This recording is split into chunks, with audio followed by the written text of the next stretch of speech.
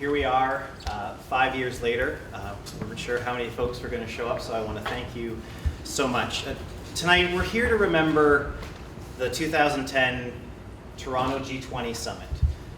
It's something that holds scars of various sizes for all the people in this room. I had been lucky enough in 2013 to take my story of being arrested at the G20 across Canada. I did a one-man show, took it to Whitehorse, Vancouver, Montreal, Ottawa, and what I discovered is that there is a tiny scar that the rest of Canada carries with them about the G20 weekend. I would talk to people up in the Yukon who remember seeing those things and just feeling so twisted up inside.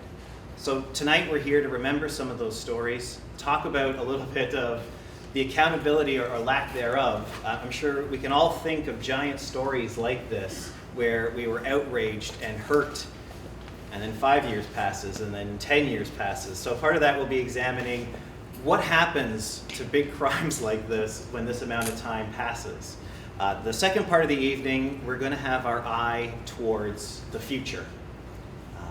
That was one weekend in 2010. What a lot of us have come to discover since then is that for some communities, particularly in this city and even across Canada, it's G20 rules every day. And for some of the crimes we saw this weekend, there's legislation passing through in Ottawa right now that could very well make some of the most horrendous acts committed at the G20 perfectly legal. So those are some of the things that we're going to be exploring this evening. We've got some wonderful speakers here, people who were there firsthand. We have folks who are going to be able to share the stories of those who unfortunately can't be here to share their stories themselves. We have a terrific panel of guest speakers to speak to some of the issues.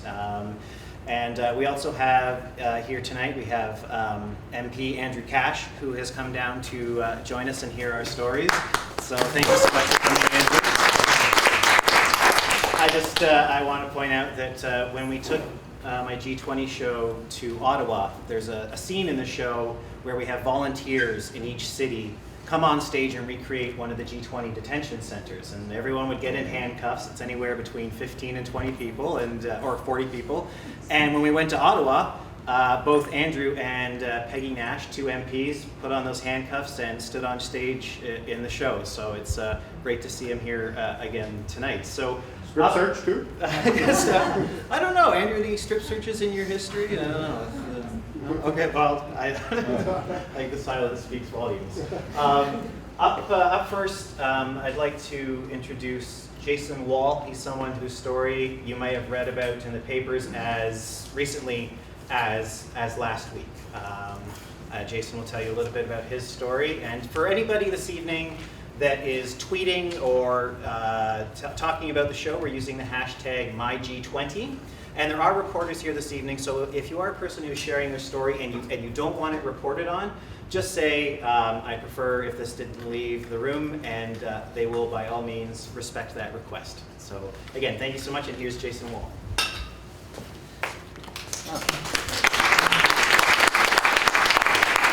Thank you, Tommy, for the introduction, and especially for putting this night together, and thank you all for taking the time to be here and have this important conversation. Yes, as Tommy said, Jason Walls, they call me in the media. I also go by Jay. Feel free to call me that. And I'll bring you back to 5 years ago to about this day of the week, leading up to the G20 weekend. I had just come back from Guatemala. I had spent a month backpacking in Guatemala and living with some of the locals and hearing stories about a genocide. But what led up to that genocide was actually years of militarization of the police. This was like blowing my mind. Never heard of this before, and I had a fairly conservative background politically. So this is kind of like something that was really fresh in my mind as I came back to Toronto. And a few days later, I heard about this thing happening called the G20. I didn't know what a G20 was, but I heard reports of thousands of police in riot gear walking around the city and randomly arresting people. That concerned me. And so even as someone who wasn't really that politically engaged, I was kind of curious and upset at what I was what I was seeing in my city, I decided to go out and join the protests on Saturday afternoon. I'm sure many of you were there. I met up with some friends at Queen's Park, and we marched down University Avenue, down Queen West, and it was really like a parade. Music and singing and lots of colors and flags and so many issues represented in one place, and that was really exciting. Through that afternoon, I saw, there were some tense moments between police and protesters, and I was really still in shock at what a strong police presence there was in the streets. Thankfully, I didn't really run into any issues that afternoon. My girlfriend at the time was working at Eaton Center, and she called me and said, we've gone into lockdown because the windows got smashed, and so I went up and met up with her, and we went to her home on the east side of downtown to kind of lay low for the night. I was going to actually walk back to my place on the west end near College and Bathurst, but that would have meant, of course, walking by Queen's Park. And I saw on TV they were making all these incredible amounts of arrests. So I just stayed down there for the night, and Sunday morning I got up. I was headed home. Actually, my plans for the day were to go up to church picnic in North York. I was religious at the time, and so that was my plan for the day. I was going to avoid the protests. So I was just walking on Yonge Street. It's about 10 a.m. Sunday. Fairly empty street. And then I notice I'm between Dundas and Gerrard, and I see just ahead of me 15 Toronto police officers on bikes pulling out of an intersection. They're about to go away from me, but then one of them hesitates. They see me and they say, "This guy, let's get him." And I'm just like, I don't know what to do. I'm not doing anything wrong, so I just keep walking. And moments later, I'm swarmed by these 15 officers, hands behind my back. They're all up in my face, taking off my hat and my bag, and they say, "You're under arrest." And they call me a terrorist, a vandal. And I'm saying, "You made a mistake. I'm just a guy going home to go to church." And they're like, "There won't be any church for you today, buddy."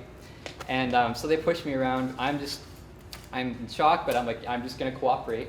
And I'm sure that after a few minutes they'll realize they've made a mistake and they'll let me go. That wasn't the case. So I get led up this street next to the Delta Chelsea Hotel. Turns out that's where hundreds of officers were staying. So I was right in the beehive, and there was these 15 officers, another 20 officers coming out of the hotel, and so it was me and them, and they all were yelling insults at me. Trigger warning, I'm going to use some language that might hurt. So as I'm led up the street, they start hurling insults at me and cheering at my arrest. They say things like, "Fuck you, faggot," "Whose streets? Our streets," mocking the protest chant from the day before. They push me up into a stairwell and slam my head against the wall, and they go through my bag, my wallet, my cell phone, and they're trying to find evidence to justify their arrest. This goes on for a while, and after a bit they tell me why I was arrested. It was because I was wearing a bandana around my neck, like so. It's the bandana I was wearing.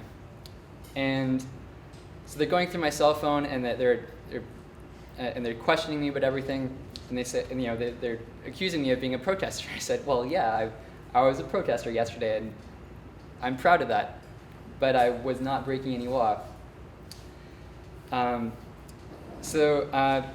This goes on for a while. They tell me that my charge is disguise with intent. For wearing a bandana around my neck, I was charged with disguise with intent. So I wait a couple hours.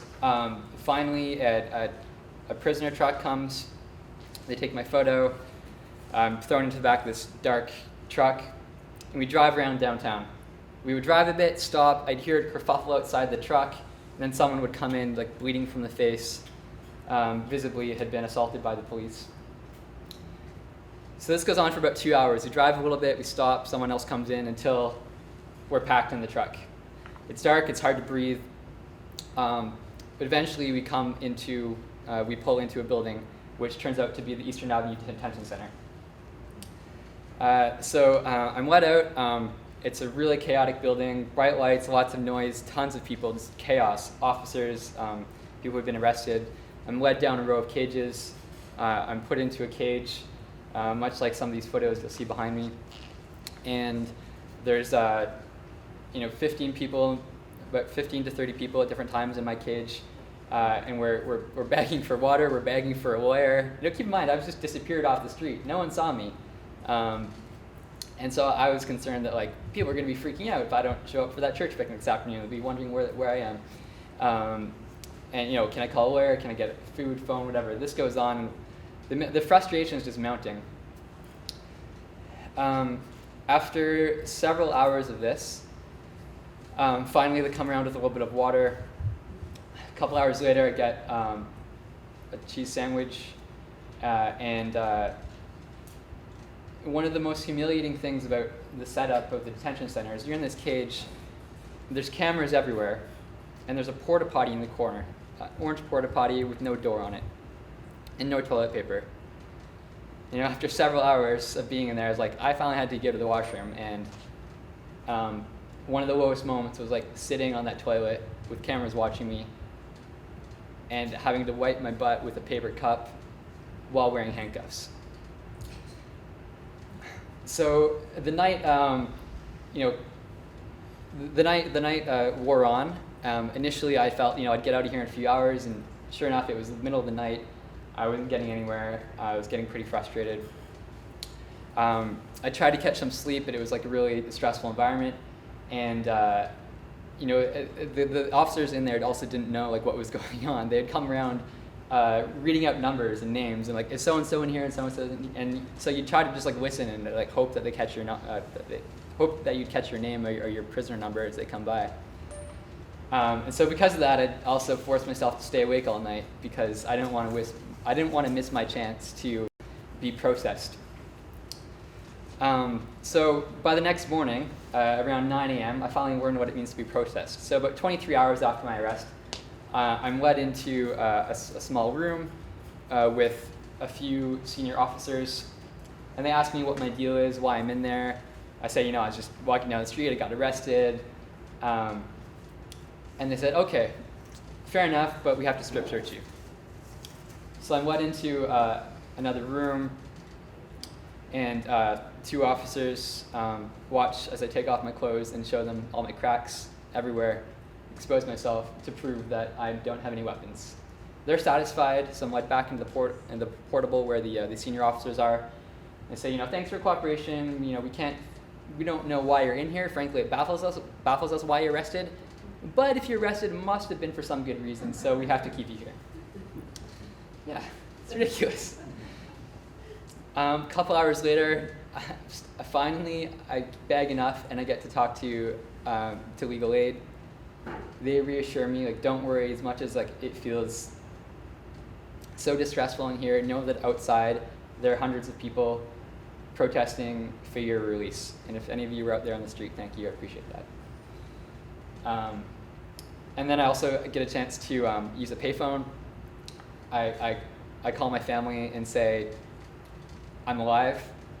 They had been worried up all night, calling all the hospitals in the city, asking if anyone had seen me.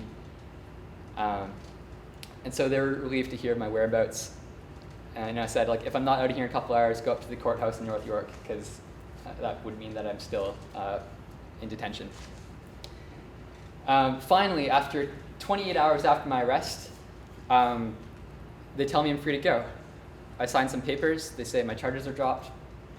I get my shoes and my bag and my wallet back, my phone, and I walk out onto the street in an area of town I'm unfamiliar with.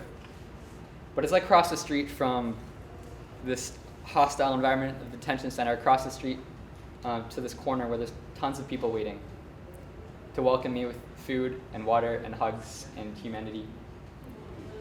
I was really grateful for that. Someone offers me a ride back home. And then I start just taking stock of what just happened. Later that night as I'm having a shower, I finally realized there's dried blood in the back of my head. I didn't even know because I was handcuffed the whole time since the day before.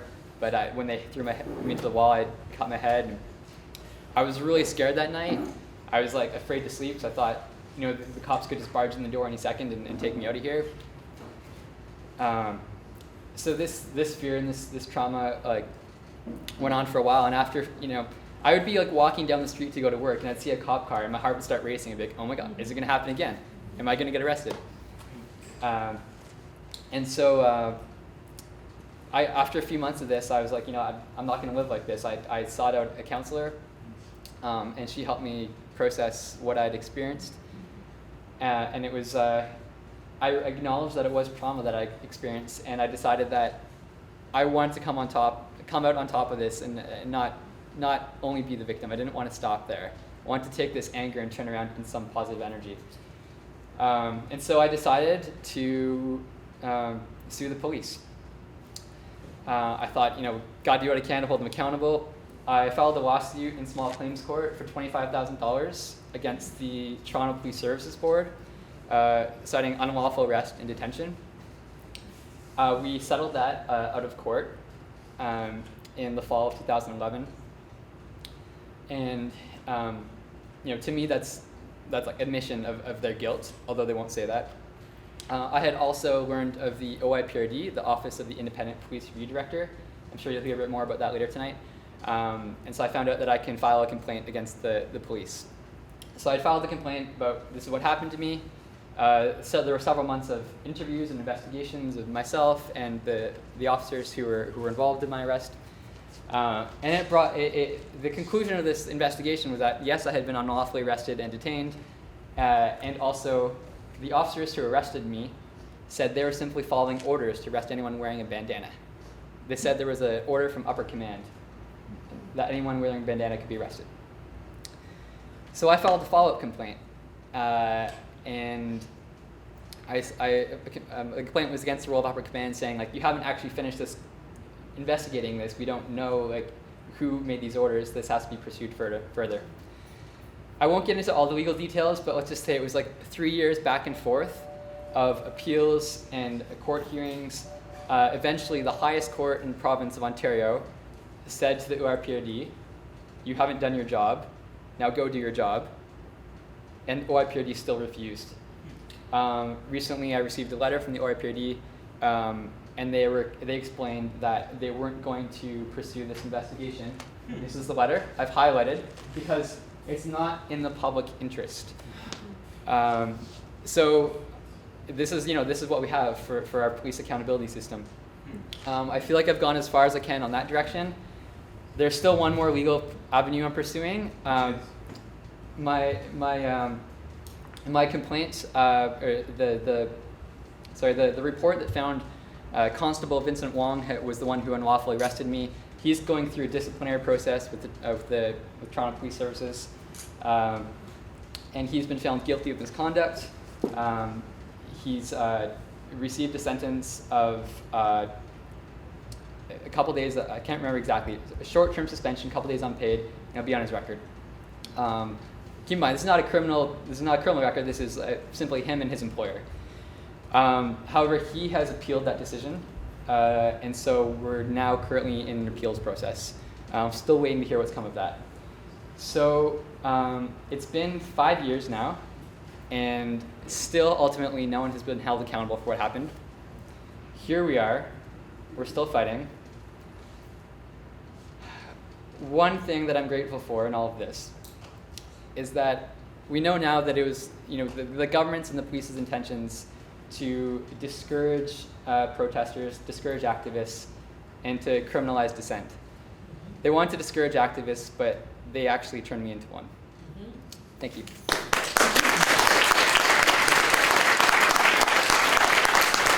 Now I'm going to ask Sherry Good to come up and join us.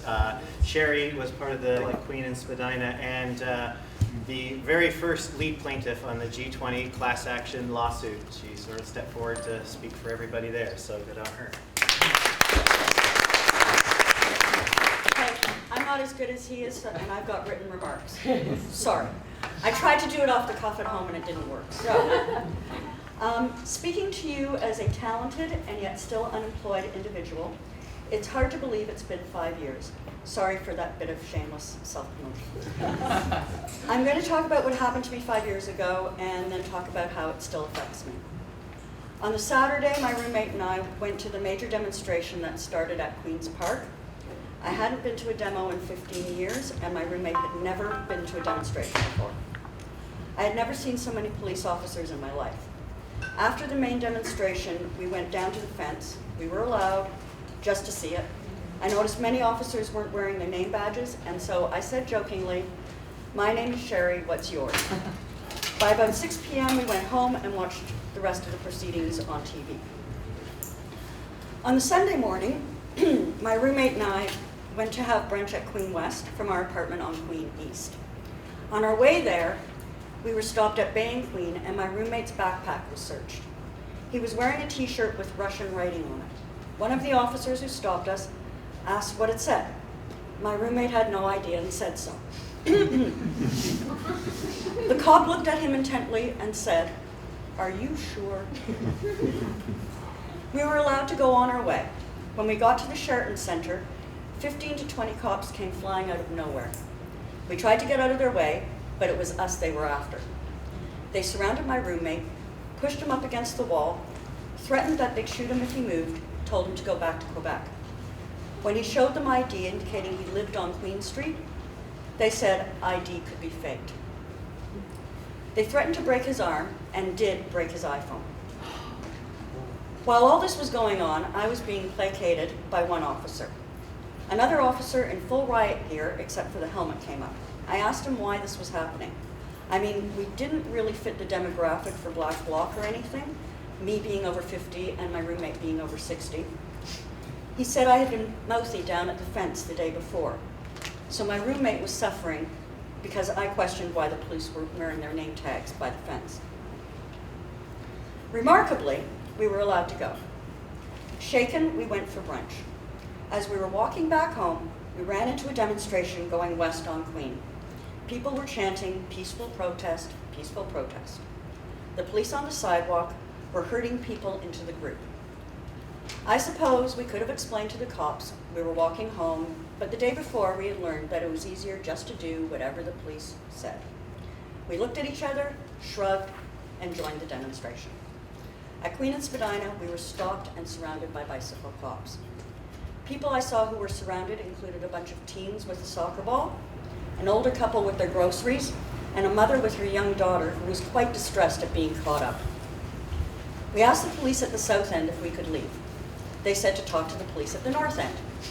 We talked to the police at the north end, and they said to talk to the police at the south end. That's when we knew we were in trouble. At no time did I hear orders to disperse. Then the riot cops showed up and things got really scary. It was terrifying to be surrounded by faceless, heavily armed police. I kept thinking, how could this be happening in my city? People were being snatched from the crowd for no apparent reason, also terrifying. And then the rain started. It was a cold storm that was very heavy. We tried to make ourselves as inconspicuous as possible, huddling under an umbrella that another Kettle had. We thought that we would be taken for sure after what had happened earlier in the day. People were so cold and wet, they were giving themselves up for rest to get onto the police buses. I wouldn't do that. I saw some people who seemed to be suffering from hypothermia. Remember, it had been a nice afternoon and no one was dressed properly for the cold, rainy weather. I had to pee, and my roommate said to just do it, that it was raining so hard, no one would notice. And that's true, but I couldn't do it. I just couldn't. When they finally let us go, transit was not available, so we hailed a cab. The driver took one look at us, soggy and wet, and drove away. We hailed another cab, and this one took us. The cab driver was from Afghanistan and thanked us for being out there and called us heroes. We had to stop to get cigarettes, and after that I knew I wouldn't have enough money on me to pay for the cab, but I had money in the apartment.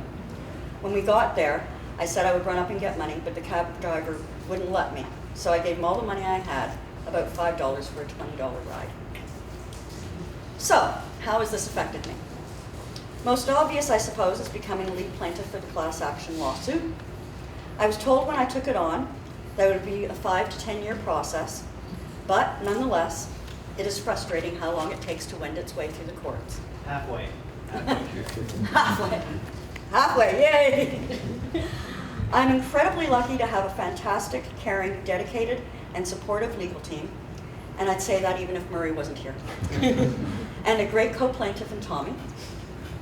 I decided to be lead plaintiff because I was angry and felt someone needed to take responsibility for what happened to me and hundreds of others that weekend.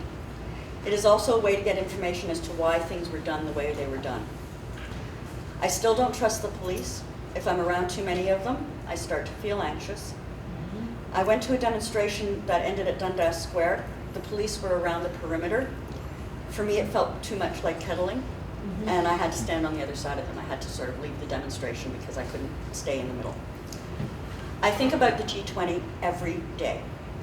Every time I see a cop, I'm reminded of it. I also wonder if it has affected my employment opportunities. After all, if you Google my name, as companies do nowadays, the first thing that comes up is the court case. Many people don't want a troublemaker working for them. And it reawakened my political activism. I hadn't been to a demonstration in 15 years prior to G20 weekend, and now I'm on the streets quite frequently for various causes. Don't let anyone ever tell you that demonstrating doesn't accomplish anything. From abortion rights to AIDS activism to gay marriage, none of it would have happened if people hadn't taken to the streets. Thank you.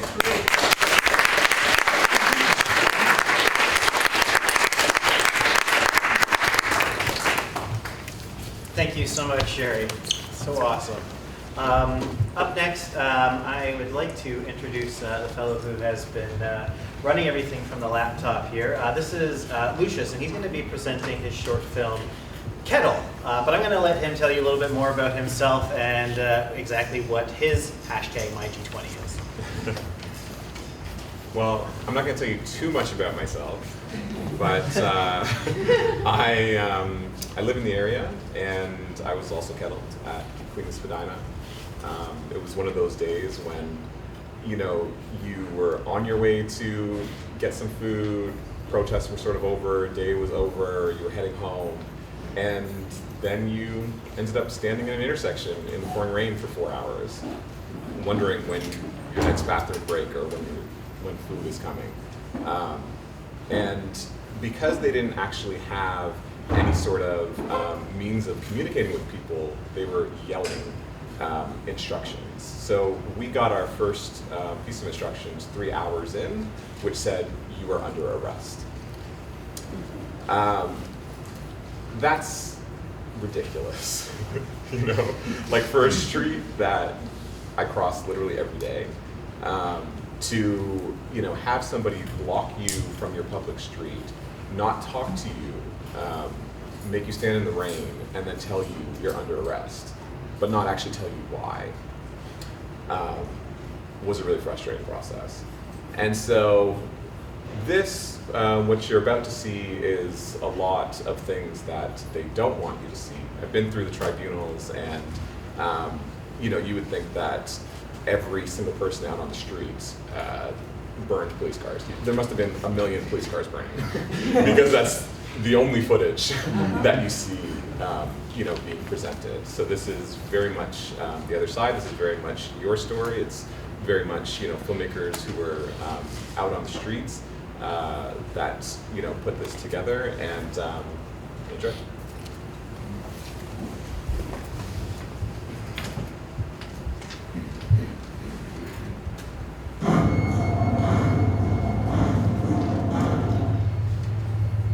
Your trust in police officers. Generally, I do. Then you're standing in the middle of the street in front, kind of wondering who's going to help you. The people who are supposed to help us are the ones doing this test.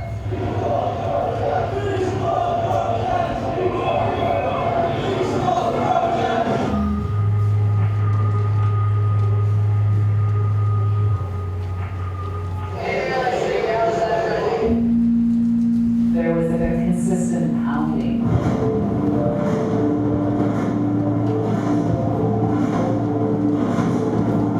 You could see that beyond the people, there were actually rows of police officers.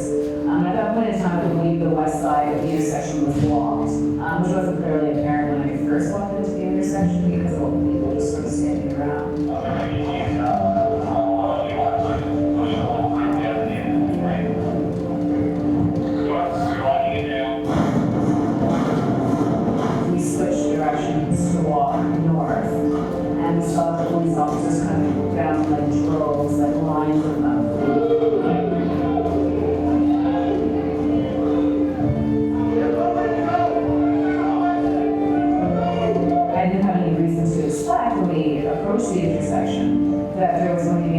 how we were going to be able to leave the intersection. From the instant that I saw those cops coming down the riot gear and pounding the shields, like everything changed. The first moments were really confusing because we were asking, where to move to.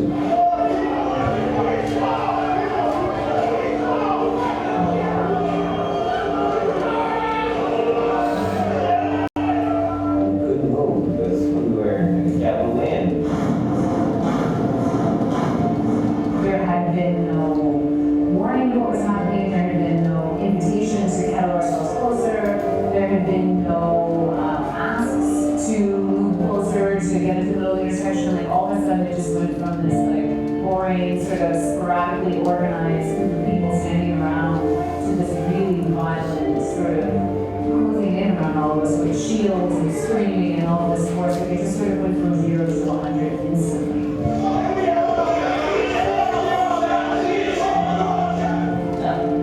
They never asked us. People were asking all these questions, no response, nothing. Behind the mask.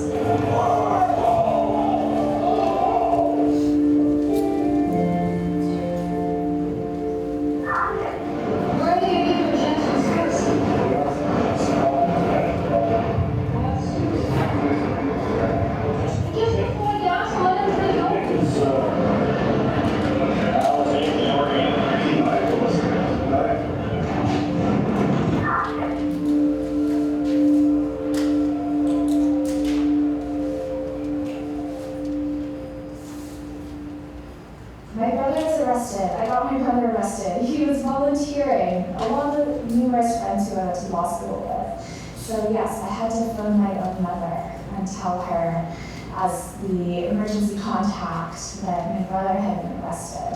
And he was actually told he was being charged.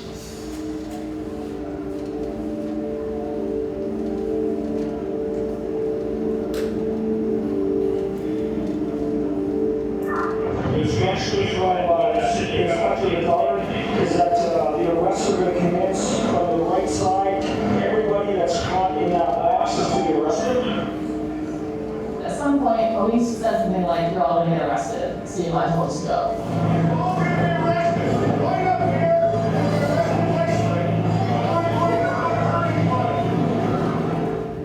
That was the only time anyone spoke to us. I requested the LRAD from Inspector Lyles and to provide a disclosure for the people involved. He's going to get back to me. Inspector Daughter said orders to suspect arrests for the neck. They were saying they're not going to use the dispersing alarm, but they were going to use it as a means to communicate to a large amount of people. And at that moment, I was like, okay, so where's that thing? We bought this, and it wasn't there. All the other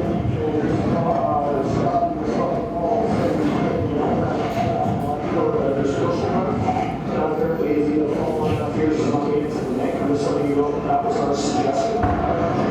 We are in several lines with several POUs right now. Holding the line as less or effective. We're talking in the hundreds. It was not communicated to us that we should leave, otherwise we were going to be arrested or else. When you start to get into the area where you're just going to name hundreds and hundreds of people who are there on Pablo Street for a huge variety of purposes. Some are protesting, some are walking, some are monitoring, some are journalists. It's going to be extremely difficult to argue you have individual grounds to detain all these people.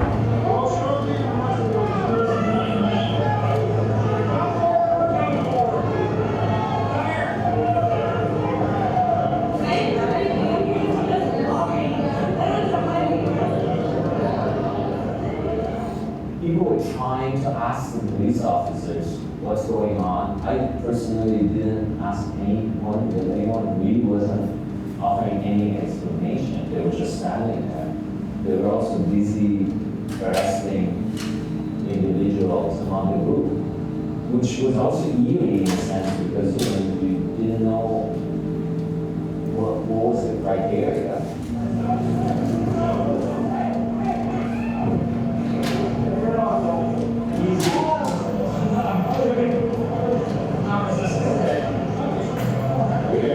you can do the forehead, all right, on that floor so we can go get the other hand. Otherwise, come, let's go super duty. That's from 12375 shield. Please hold progress.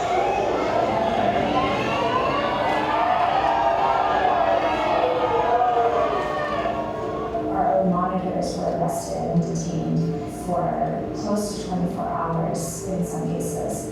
So individuals we knew were not engaging in any violence or even participating in any demonstrations or unlawful acts were being arrested, taken off the streets, and taken to detention center.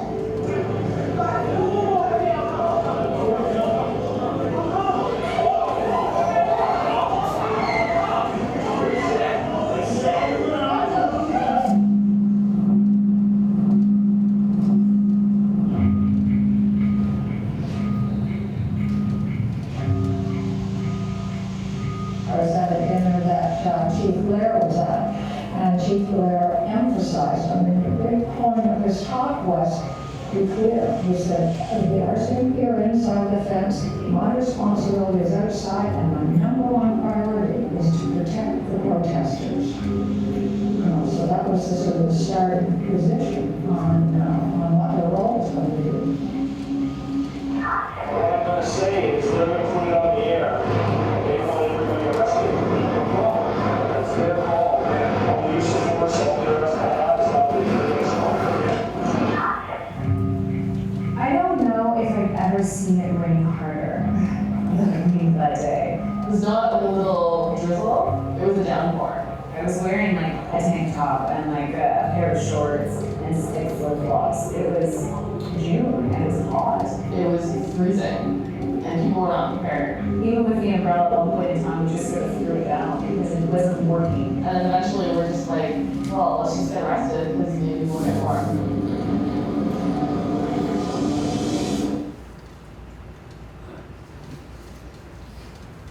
The next day, then I felt more worried about it and stressed about it, for sure. I had time to process it. But in the moment, I just kind of did it because I thought that it would help me to get to a different position.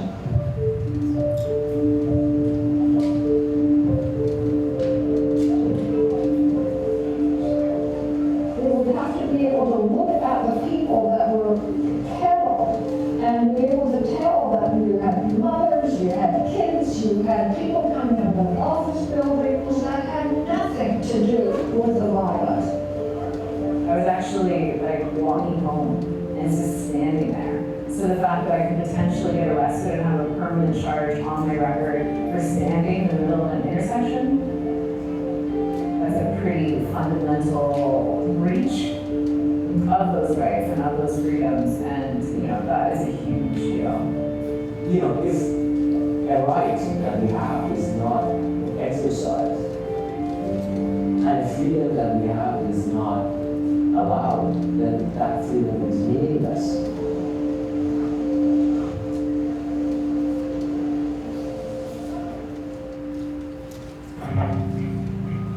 It's like that being unleashed for a big game. You weren't even aware as a citizen that you were just lost a bunch of rights. And would you say that he ordered the Kettling, I would still want to sort of know later, right above that. See, the whole experience of those 20 hours of detention, it was just so dehumanizing. Like, why the hell am I here? There's no good reason for this. The United Nations recognizes that that's inhuman. That is essentially a form of torture.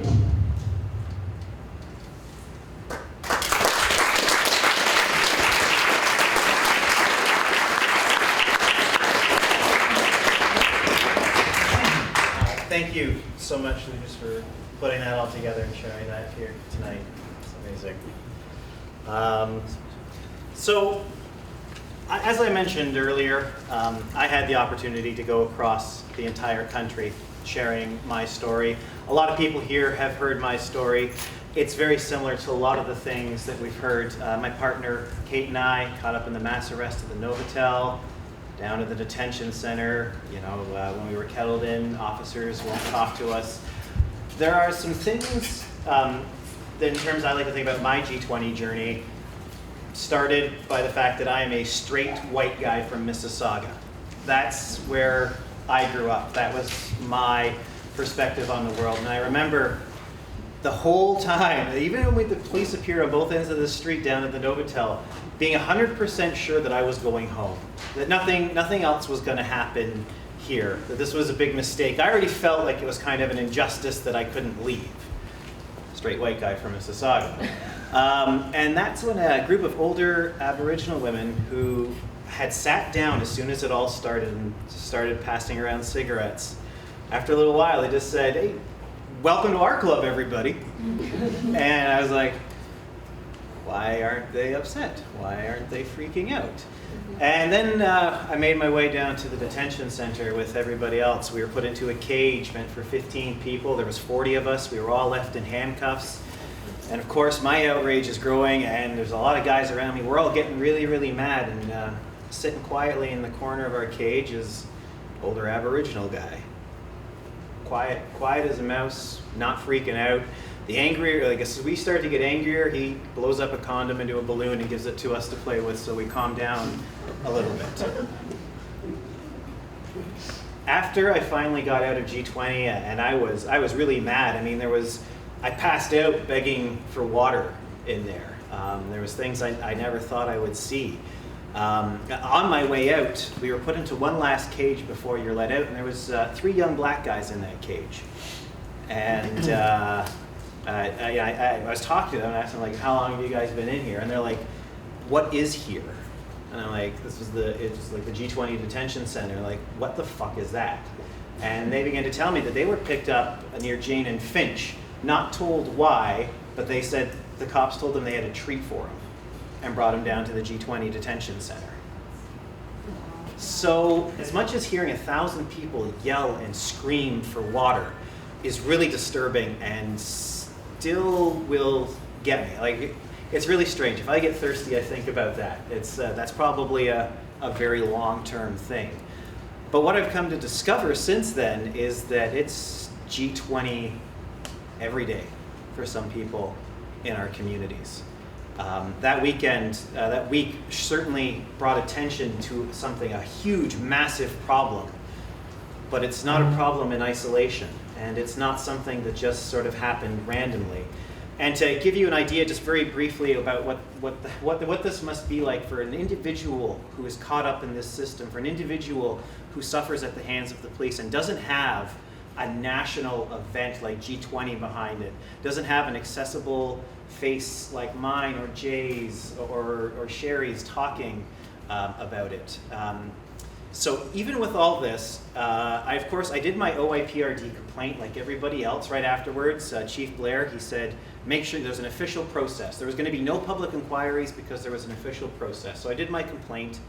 2 years later, the OIPRD finally finished their report, their investigation, and I went down to that press conference. And it was all in that report. Unlawful arrests, gross violations of prisoners' rights. There was a list of G20 commanders and officers who should be charged. And I remember I stood up at that press conference and I said, this report is great, but whose job is it to make sure that this happens?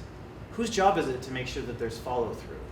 And the room went silent, and Jerry McNeely of the OIPRD didn't have an answer for me, but he took me aside afterwards at the press conference and he said, I know you're angry, but you're going to be really happy with what's in this report. And I said, okay. I then found out that Chief Blair was having a press conference to react to the report. He was going to give his 2 cents. So I took off from the one press conference to the other, and Chief Blair finally comes to the podium. There's a bunch of reporters, and to my surprise at the time, he says, I stand behind this report 100%. The buck stops with me. I take responsibility. But I'm going to do my own investigation into this report and see what we should do about it. And then it occurred to me that it's actually up to the police chief to decide if there's going to be any outcome. The guy who was in the command center while the orders were given is going to decide whether or not which officer should be charged, let alone the fact that he was there when the charter was violated and said nothing. The order was take back the streets, and he just let that roll out. So question period came at his press conference, and I waited really patiently. I remember I was standing there between someone with a CP24 camera, and Joe Warmington was there as well. I think Derek, you were there as well when this happened. And so I waited, and there was a lull of the question period, and I just stepped forward and I said, I could tell Chief Blair had been sort of looking at me, like just hoping this wasn't going to happen. And so I stepped forward and I said, Chief Blair, my name is Tommy Taylor. My wife and I were arrested at the G20, held in the detention center. At the time, you told us to take our complaint to the OIPRD, which we did. And now here we are 2 years later. Everything's been confirmed. It's all in there. You're my police chief. Please, apologize. And Chief Blair kind of half looks at me and he smirks and he says, excuse me, but this is not your press conference. It was an event to talk about the OIPRD's investigation into what happened to people at the G20. And my testimony is in this report for a couple of pages. But that wasn't my press conference. It's never been our press conference. It's always been questions of, so what do you have to say about your people who complain about your policing at the G20? Well, we did the best we could. It was it was a big situation. Read my own report on it is usually the response we get from Chief Blair. So imagine if you're just a young black man walking in the city and you have an incident with the police, and now you have to go through that process, but you don't have any of the national media attention. You don't have a class action lawsuit. You don't have people who are believing your story and all these images to go along with it. And so we've got a really, really serious problem. Here we are 5 years after the G20, despite all the evidence that's there, it's kind of fizzling away. I mean, thank goodness we have very, very committed people on the side of law, lawyers like Lippenstein's law firm, like some others, who are very committed to seeing justice served, who understand that system and can see it through. But we shouldn't have to sue for our civil liberties. And that's kind of where the position that we're in. And I think the one thing that I want to leave people with, if you Google Tommy Taylor G20, if you want to know a little bit about my story, but you've heard it if you've listened to other people here tonight, is that when we head into election 42, that we think about these issues. We think about who stands where on these civil liberties issues, who's saying what, who's running who, and what does that tell us about what they think about who we are as people and what they think about our country and our rights. Again, I've had a chance to talk about this for many years now. I've had the opportunity and privilege. So I just want to say thank you to everybody who listened to me, everybody who came out here tonight. I'd like to now pass things over to another victim of the G20 weekend, someone whose story and almost whose photograph has sort of become extremely, extremely well known. But she's going to tell you a little bit more about that. Windom.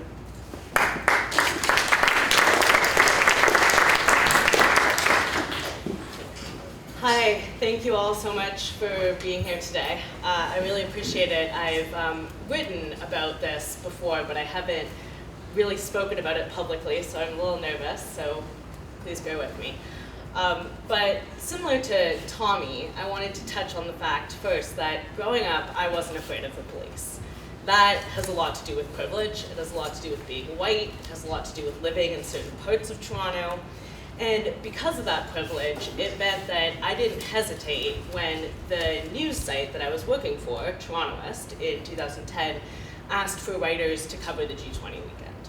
I knew that there was going to be a lot of police there, I knew that they'd have a lot of equipment, but having never had a negative encounter with a police officer, I didn't hesitate. You know, this was a good job, it was a good opportunity to cover something interesting, so I signed up. So I worked with some other writers covering shifts throughout the weekend. And on Saturday afternoon, I got a message from my editor asking me to go to Queen's Park, to the dedicated free speech zone. And I arrived there in the afternoon, and when I got there, everything was sort of winding down. Like it was about 4 o'clock, it seemed like the end of the day. There had been the march before. There were police around, but there were people sitting and standing and some music. It was really laid back, so I was, kind of checking out the vibe, getting ready to talk to some people, when all of a sudden, like was said in the documentary, it went from 0 to 100 in a matter of seconds. And all of a sudden, police began forming a barricade all along the southern part of the park so that people couldn't leave. And officers began coming in and charging into the crowd with their batons out, their shields up, grabbing people seemingly at random and beating them, which was something I had never seen before. And it's incredibly shocking to see that kind of fear in people's eyes and that kind of violence be committed. And so in a matter of minutes, there was a panic. People were trying to get out and leave, and sort of pushing and chaos. And out of the corner of my eye, I saw an officer come up from behind and with his baton out and his shield up. And before I sort of knew what was happening, he had hit me. And it hurts a lot to be hit with a baton. Way more than you think it will. Like, yeah, that shit hurts. So I was just in complete shock. It was mayhem, and everybody was freaking out, and I just had this huge blow all along the right side of my body. And luckily the officer was distracted by something else, and I was able to just kind of get out, run out of the crowd, and make my way out. And the minute I got out of the park, I just broke down. It was complete shock. I'm a very fortunate person. I've never been assaulted in my life, so to have the first beating come from a police officer is a very weird thing to sort of try to comprehend. But I knew that what I should do right away was go to my editor's apartment so that we could photograph my injuries. So that was what we did. There was already within seconds marks and bruising appearing, and we wanted to get the message out that Queen's Park wasn't safe. So that was what we did, but I think I was still in shock the next day when I tried to begin filing a police complaint. But part of the problem was that I didn't know how or where to file a police complaint. I had never heard of the Office of the Independent Police Review Director. I'd never heard of the Special Investigations Unit, because the public aren't really given any information about these bodies. I didn't know where the police officer who assaulted me was from, because his badge was covered. And there were, of course, police officers from all over the country at the G20. So I was at a bit of a loss until that evening a friend of mine saw a photo on the internet that was uploaded anonymously and said, "I think this is a photo of you." And it is. It's a photo of me about a second before I am about to be assaulted. And in it you can see the police officer who is about to hit me. So I sent that photo to the RCMP. I sent it to the Toronto Police. And about 4 months went by, nothing. Until I got a call from the Toronto Star. And they said, "We've seen this photo, and we've run our special recognition software that we have on it, and we know who the police officer is. His name is Constable Babak Andalin-Gurtani. He works for the Toronto Police Service." That's the photo. It's horrible. I hate it.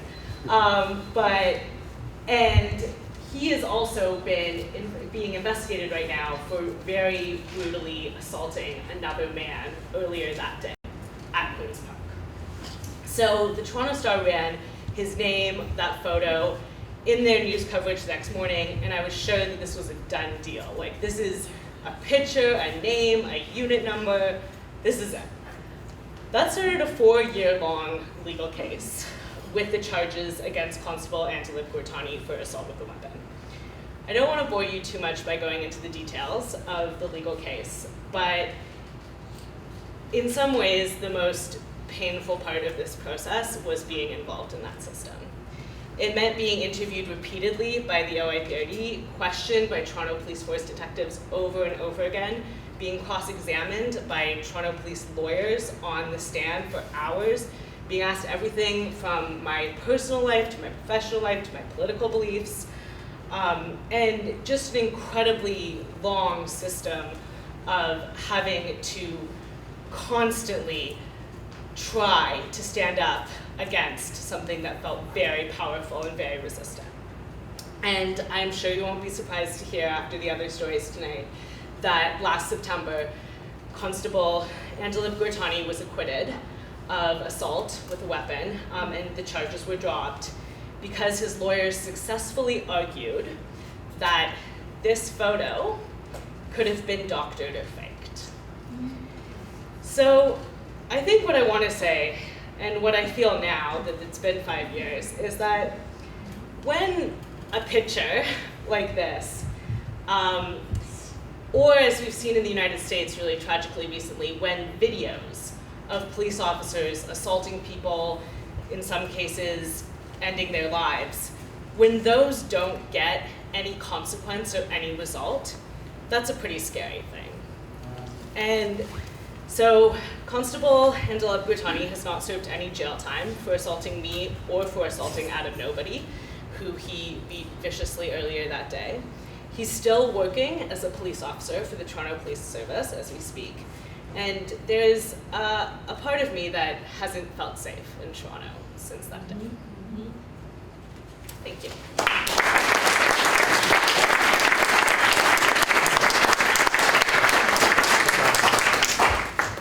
Thanks so much for sharing that.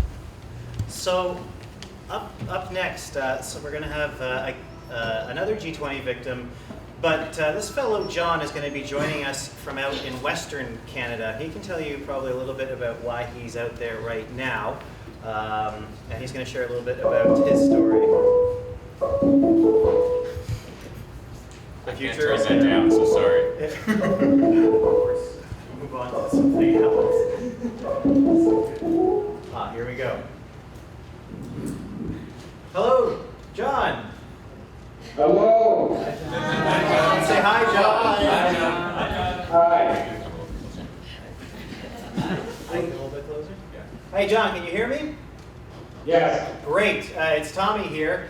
We've heard from a couple of different speakers here. I guess I'm going to just hand things over to you. If you just want to tell us a little bit about your experience and where you are right now and what it is that you're doing. Okay. Well, right now we're about 40 kilometers west of Calgary, and we started a cross-Canada bike ride from Victoria to British Columbia, and now we should be in Calgary tomorrow. And we're going to stop at Prime Minister Harper's constituency office on Monday or Tuesday to ask for an apology and an inquiry into the events at the G20. And Sarah's with me. Here's Sarah. Hi. Been a great help, and I'm sitting on a pile of oats, and we're in a field, and anyway, so that's the Alberta countryside here. This cow's not too far away, and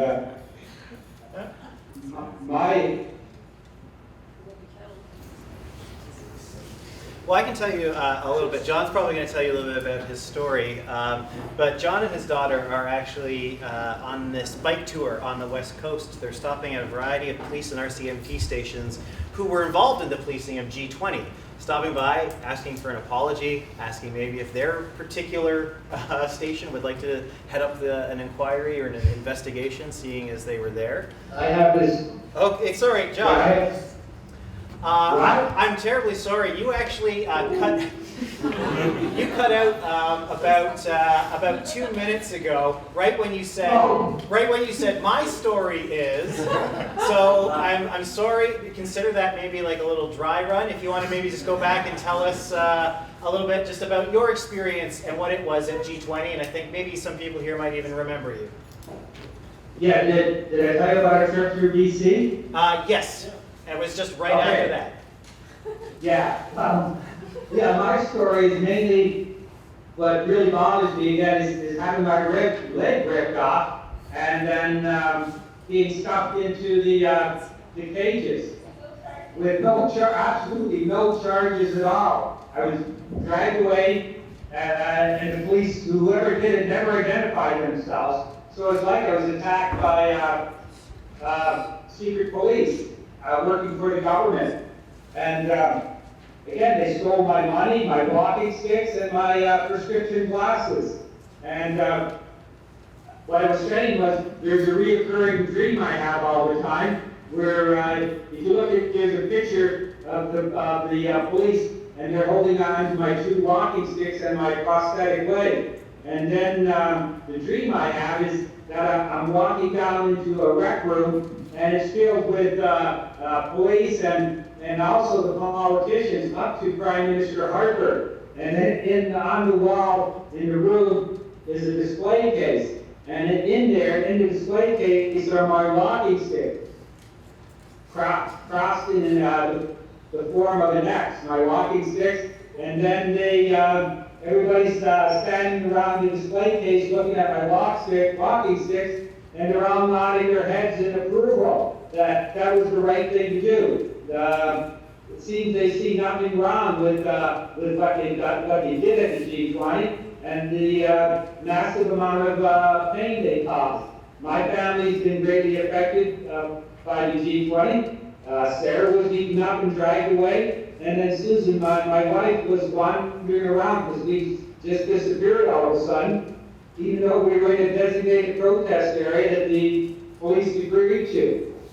So I just find it astounding that the government can't acknowledge that they made a mistake and order an inquiry into what happened. Agreed. Well, John, as we're here on the East Coast celebrating the 5th anniversary, it means a lot to everybody here that you and Sarah got on your bikes and you're riding on the West Coast, reminding people on the West just what happened, and continuing to ask for that apology and ask for that inquiry. So thank you so much for what you're doing. Oh, you're welcome.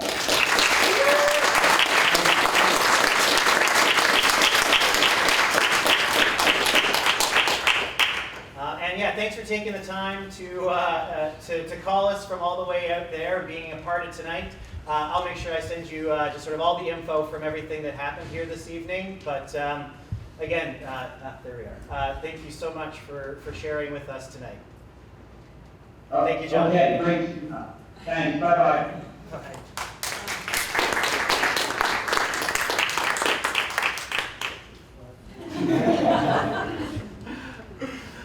But yeah, if you do Google John Pruyn, his name's on your sheet, you'll see a picture of him with the officers after him on the ground. It's very sweaty, but his story is quite intense, and actually leads us into our last G20 story for the evening. This is a fellow who ended up sharing a cage with John. Oh, you know what? One thing that I wanted to do before it is, seeing as it's Pride Week, there is one short 2-minute story that I wanted to share you from a gentleman who was in our cage, in my cage. This is Dan. Now Dan was one of the first guys taken out of our cage, maybe at around the 20-hour, 23-hour mark, and we thought that Dan had been taken home, but it turns out Dan was not taken home. And this is just a little bit of Dan's story for you to celebrate Pride Week here in Toronto. How were you inside? I was inside for about 26 hours, I guess. At the 24th hour, I demanded to be released because that was my rights, and they assured me that my rights didn't apply in that building. And why? What did they justify? That's all they said. They're like, sometimes your rights just don't apply here. So I'm like, oh, I'm pretty sure they apply everywhere, but that's what you want to think. So after I was released, they were describing how we would have to go into like a holding cell, and then I mentioned my boyfriend, and he said, oh, you are part of the gay community or not? I'm like, yes. And he's like, well, the people in here don't really take too kind to your type, so I recommend you act straight during your visit here, and once you leave, you can act the way you choose. And then just kept going on. He's like, actually, I'm gonna put you and your boyfriend in a segregated room. And it was just a little stall, like it looked like a dog pen. And there was a whole line of just gay people in these like one person things. There was like a lesbian couple, there was me and my boyfriend, and then there was 2 separate lesbians that were just put there just because they were gay. But they didn't admit that, but they were put there for their own safety. Like, the entire group was not homophobic whatsoever.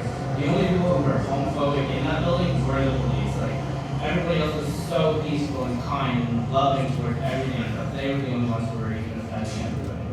But they said that they're going to charge you with anything. No, they didn't charge me with anything. They just let it off as a breach of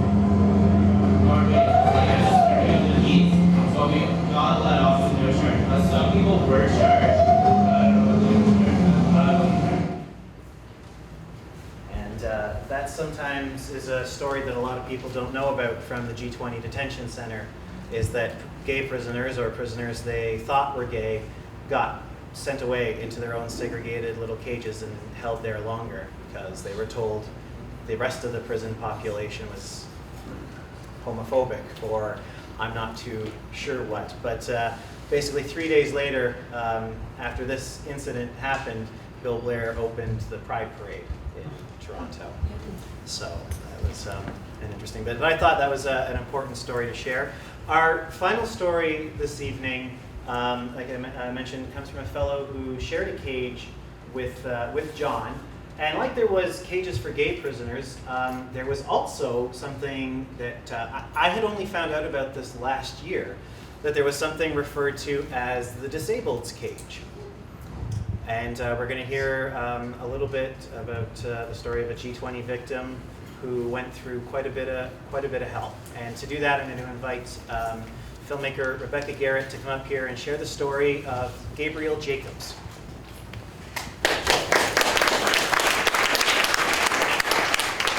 Hi, thanks for coming. It's incredible to hear these stories. I've met Jay and Tommy and some other folks in the room. Through the making of a film, it's actually a feature-length documentary. I'm not going to show it to you now, the whole thing, don't worry. But a film called What World Do You Live In, which deals with 36 cases of police violence against marginalized folks, all who we met through a place called Sanctuary, which is in downtown Toronto. So these are 35 cases that were documented over a period of 8 years by a street pastor named Doug Johnson Hatlam, who happened to be my neighbor. So I didn't actually choose to make this film. He would come knocking on my door and say, "Come with your camera," and we had to, So we ended up with all these stories, and one of them was the story of Gabe Jacobs, who was an incredible, just an incredible person. And he had experienced many different forms of containment and incarceration and control throughout his 50 years. He actually passed away a month ago. So this screening of this portion I'm sort of dedicating to Gabe. And he had incredible courage and incredible principles that he stuck to. He worked with Doug Johnson Hatlam for over 2 years and they put in a Freedom of Information request and got the footage from inside the cages of his 31 hours in the cages. And they got that footage for us to use in the making of the film, which I did, but then I had to watch this footage, it was like evil incarnate, sitting there for hour after hour watching this footage. And so afterward, we sort of wanted to think about what else to do with it. So I'm going to first show you an 8-minute clip from the film that's kind of Gabe's story, and then I'm going to talk a little bit more and tell you about a 5-minute film, which was another project we did with the footage from the cages in the city to try and make the city wake up about what had happened during the G20. So I'll first show the part of Gabe's story from the film. So it's an excerpt just taken out from a longer film. So it'll just sort of start and stop, okay? There you go.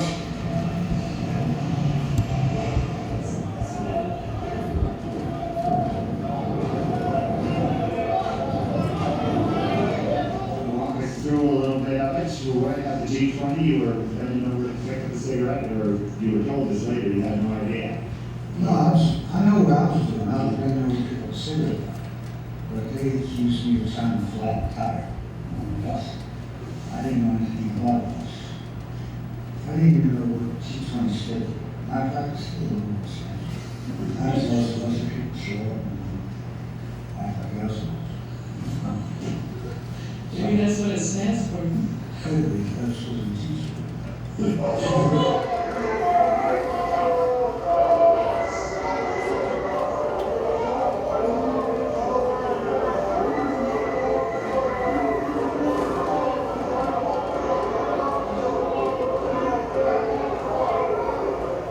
For the citizens of Toronto, the days up to and including the weekend of the G20 will live in infamy as a time period where martial law set in the city of Toronto, leading to the most massive compromise of civil liberty in Canadian history.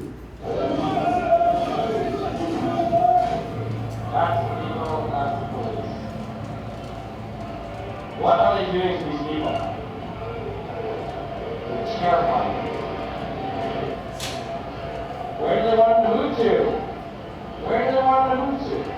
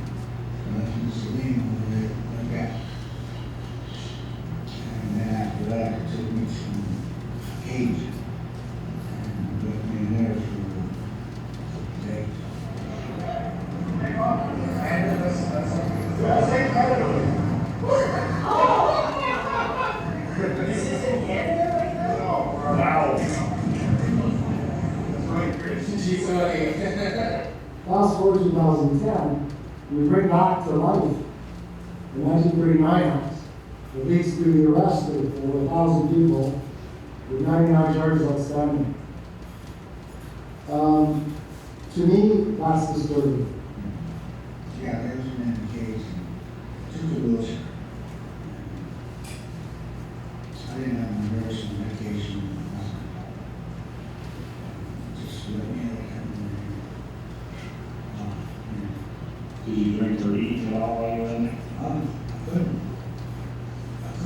I couldn't right now lay on the floor. Everybody stayed a big circle away from me because I didn't smoke. I didn't look the leak. I was laying there on the floor, so I was good.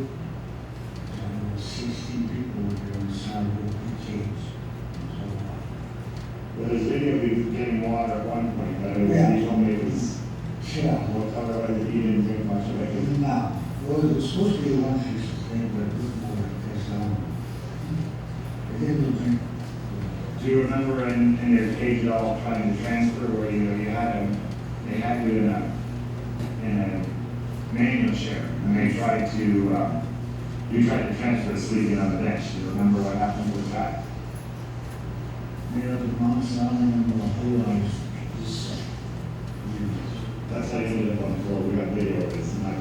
No, I don't mention this. I didn't ask you that.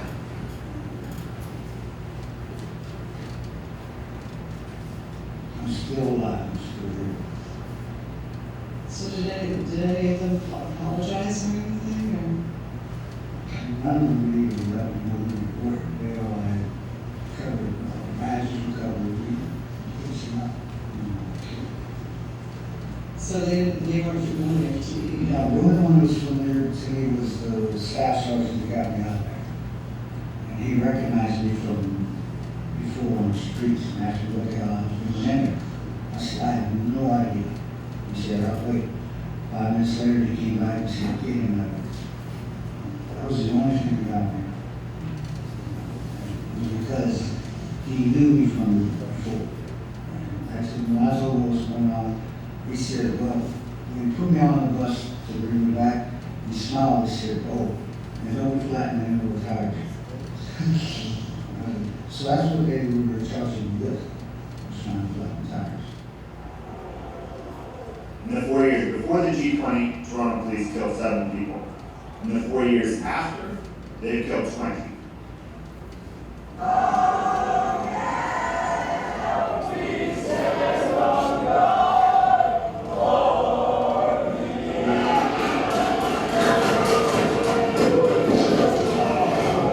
It's impunity. They got away with it. They got away with it on a massive scale. All the country states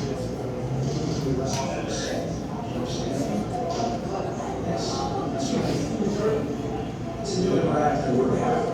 Question.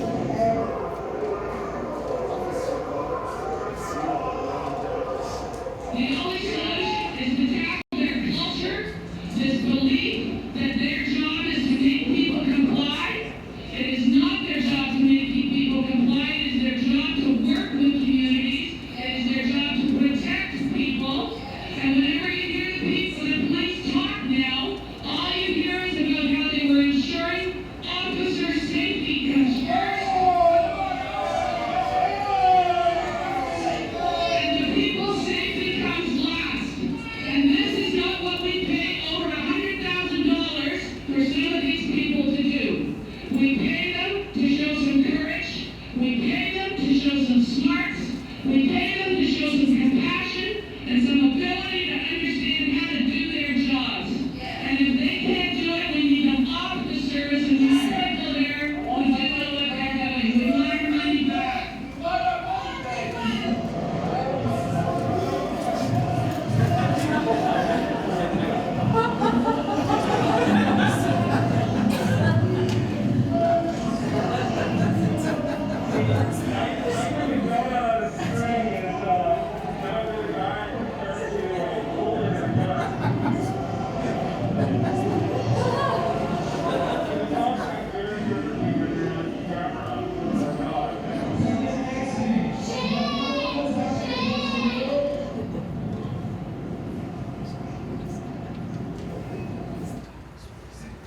Okay, so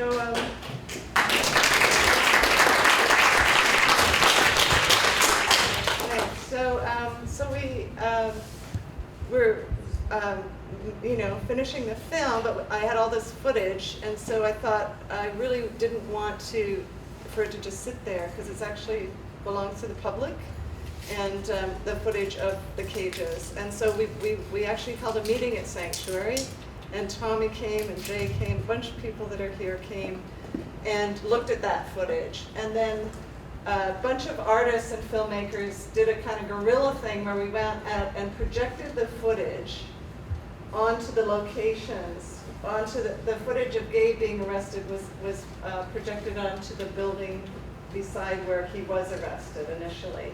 And we kind of piggybacked onto Nuit Blanche. And we went out we didn't have approval, but we went out and just piggybacked on that event and then projected the footage in different spots that were relevant to people's arrests. So this was a little documentary that was made about it. But for me, the special thing was Gabe that night, this was last fall, seeing his footage in the public right? And he was in his chair, it was cold, there weren't that many people, it was at King and Bay, but people came up and said, oh, that's you, and he was able to say, yes, this was me, this is what happened, and people had conversations and got it. And it was like all of this time, it's like there's this blinders on people that don't want to believe what happened in terms of, again, the public realm and what the public means. It's still not there. And this was a very small thing we did. We'd love to do something larger, but also I think everything everybody does in speaking out, like everybody did tonight, gets us farther along there. It's just a lot more still has to happen. So thank you.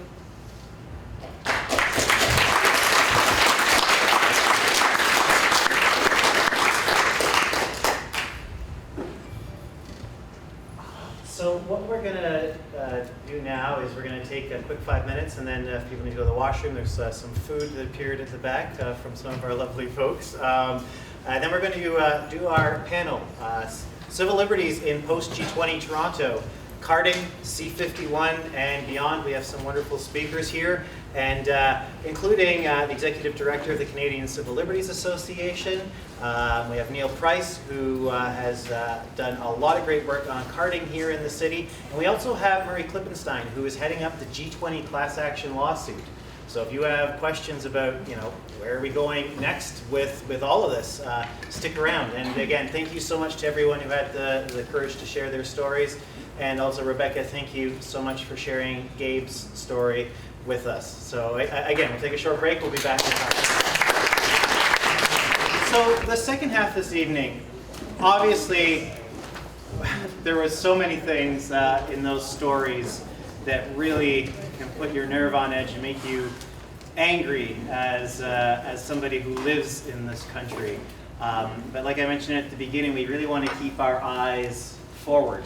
What does all this mean? Where are we going? What legislation is happening? What are the experiences outside of G20 in the city that happen every single day? Like for myself, it was that weekend in 2010. If I got stopped by the police like that 4 or 5 times a year, I couldn't imagine. But here to talk about this and answer some questions and talk a little bit about the work that they do. First, I'd like to introduce Murray Klippenstein. And Murray is part of the law team that's heading up the G20 class action lawsuit. So Murray, if you want to just sort of come up here and grab a seat.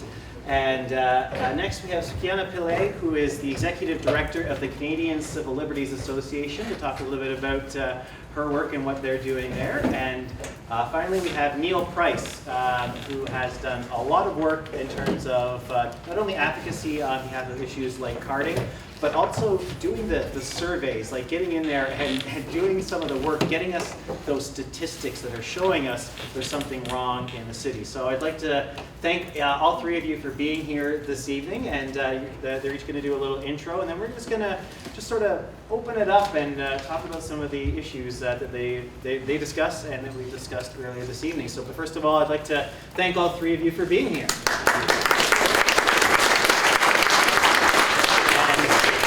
For anyone that's interested, before we move on to things just exclusively G20, a fellow named Derek, who is here, back when G20 first happened, he collected so much footage and interviews, and he actually had put together this documentary that's called Toronto G20 Exposed. Even as somebody who was there was things in here that I had never seen before, and Derek's been very, very active talking about these issues. So if you're interested in picking up a copy of these DVDs, I know the money that he collects, it all goes towards further activism as well as G20 defense funds, all those sort of good things. But that's Derek there. You can catch him after the event if you'd like to grab yourself one of these. But I now turn things over to our panelists, and Murray, if you'd like to start us off. Thank you very much, Tommy, and thank you all. I often think when I watch the news from around the world that we in Canada are pretty lucky here in many, many ways. But I also see sometimes that there are some fairly nasty things lurking beneath the surface sometimes. And many of you have experienced some of that firsthand. And it's so heartening to see you all here today, 5 years afterwards, still concerned, still fighting, still trying to make things right and make things better. Because if it wasn't for people like you, these things sometimes would just get worse and worse. And what you are doing is making this place, this country, what it is, imperfections and all. And it's really important that we all keep on fighting for what's right.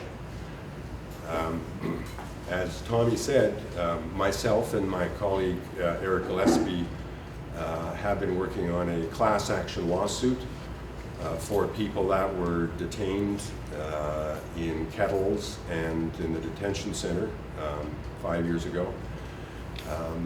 And it's been a long, hard haul, as we knew it would be. We have been very determined. I am grateful that we have been able to work with people as fine as Sherry and Tommy, who have been so steadfast, as all of you. And we have made progress. A class action lawsuit is a very, very big and difficult thing. We have spent thousands and thousands and thousands of hours over the 5 years going through the legal steps. Those of you who've been through the legal process, we've heard a bit about it, have a taste of the different hurdles that can be thrown in your path, and there are lots of them. The first big phase in a class action lawsuit is to be certified by a judge that this is an appropriate case for class action. The police, of course, have resisted us in that step in every possible way. The first judge who heard the certification application in a major hearing turned it down and said it wasn't quite appropriate for a class action.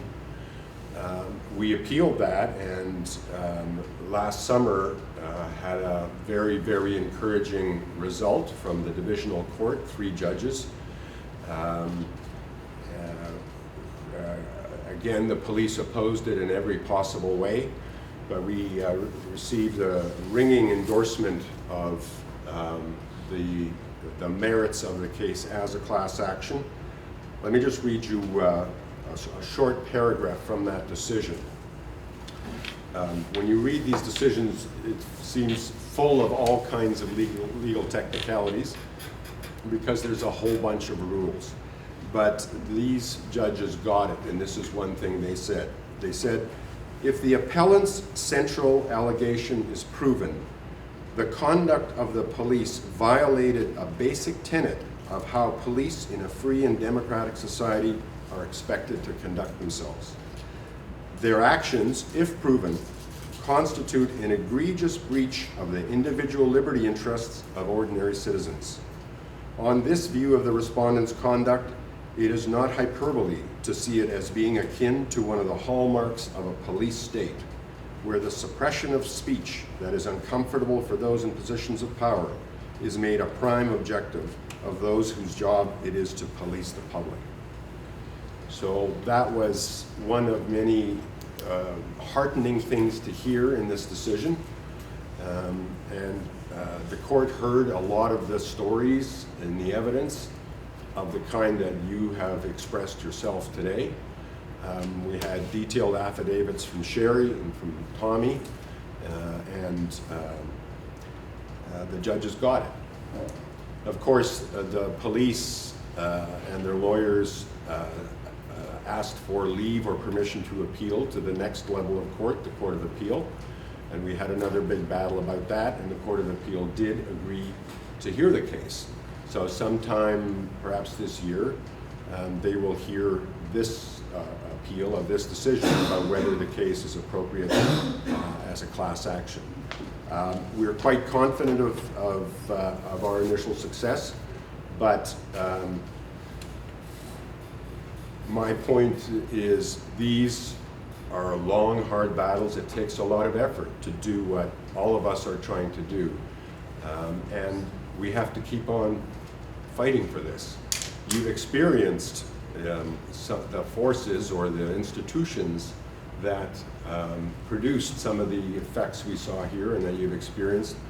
And some of those institutions and attitudes are quite entrenched, and they have lots of resources and lots of money for lawyers and lots of roadblocks to throw in front of you as you've experienced.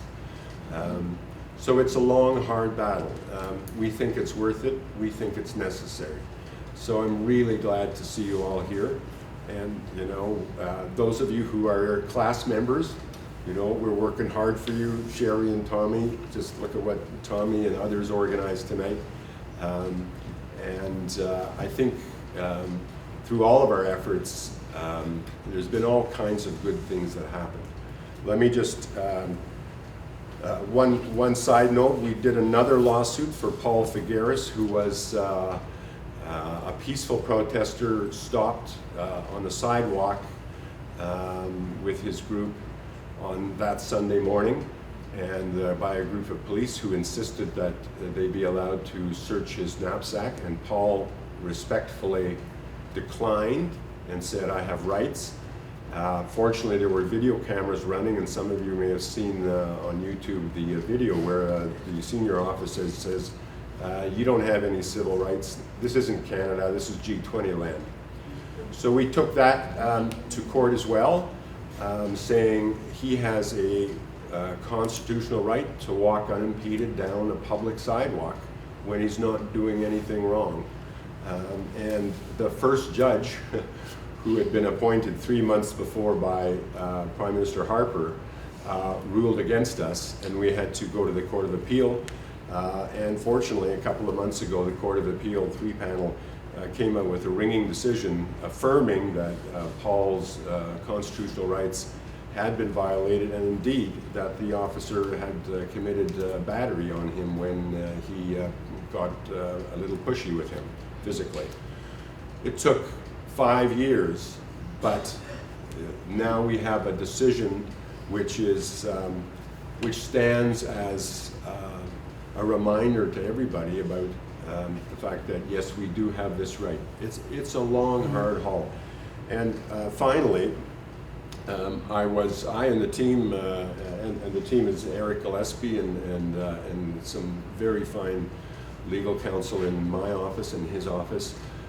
The CCLA has helped with by intervening in some of these cases. But just a few months ago, I was flabbergasted when our pursuit through the Freedom of Information Act for the legal bills that the police were submitting to the Police Services Board were turned down. We had decided to go after that to see just how much taxpayers' money was being spent to defend police violating our rights. And we know it's a huge, huge amount. They defended against revealing that by saying that the city had an insurance policy covering G20, and that as part of that insurance policy, and this is kind of normal in insurance policy, but it takes on a different color in this situation. Once there's a claim, the insurance company steps in, takes over the defense, hires and pays the lawyers, and the insured, in this case the Toronto Police Services Board, has no more say in any of it. And we found that hard to believe because it seems like there's then an enormous failure of public accountability on many levels. And we pushed it hard, and the answer came back very clear and well documented that the Police Services Board has no say in this class action. The insurance company, and there's a collection of insurance companies who actually insured the Toronto Police for more than $100 million for the G20. The insurance company has entire control over defending the lawsuit. The insurance policy has an unlimited coverage for legal fees, and on it goes. I am not entirely naive. I am a little bit cynical sometimes. Life has taught me that. I was flabbergasted to discover that the Public Accountability Arm, the Police Services Board, has no say in what happens in this claim. It's all the insurance company.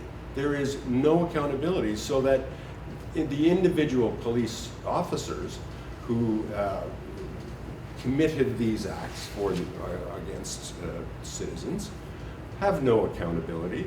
The police services structure has no about. They don't pay anything, and the board has no involvement. So there is no public accountability for what happens. And we were, even the class proceedings legislation says that one of the purposes is a behavioral modification. The court is supposed to be able, in pronouncements like this, to say this is the illegal way to go, and you should not do that anymore. And so I was astounded to hear that it's all in the hands of the insurance company and their lawyers. And the Police Services Board just doesn't care. I'll read you one or two statements. This is a quote from a letter from Toronto Police Services.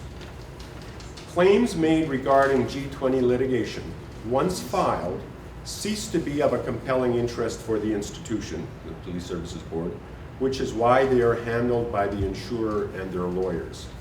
And in other documentation, it's clear that they simply have no role anymore. So this just recently came to light as a result of our FOIing, and I couldn't believe it. Anyway, so I'm not discouraged. I mean, the divisional court came down with a ringing endorsement of our position, and we're going to keep on going. But these are the problems we all face, and it's really important that we keep on going, because otherwise there will be no accountability at all. And so I applaud all of you for what you're doing. I urge you all to continue. And one last side note, on the carding issue, I was thinking of that when I was seeing this stuff, and thinking how the police board passed this policy, and the chief of police said, nope, I'm not going to implement it. That's it. That was the end of it. And we've all had to continue to raise this issue again and again. But there are these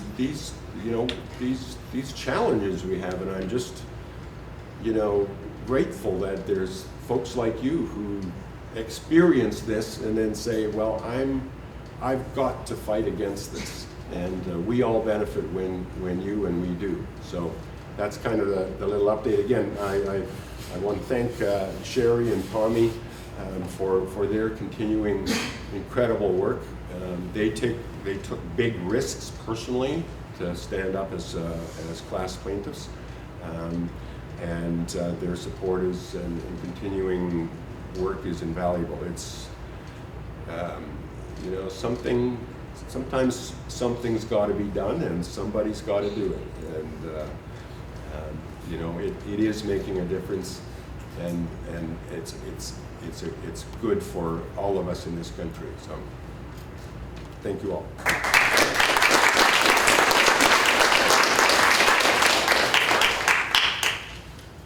So hi everyone, my name's Neil Price, and I'm a researcher and also a instructor over at George Brown College.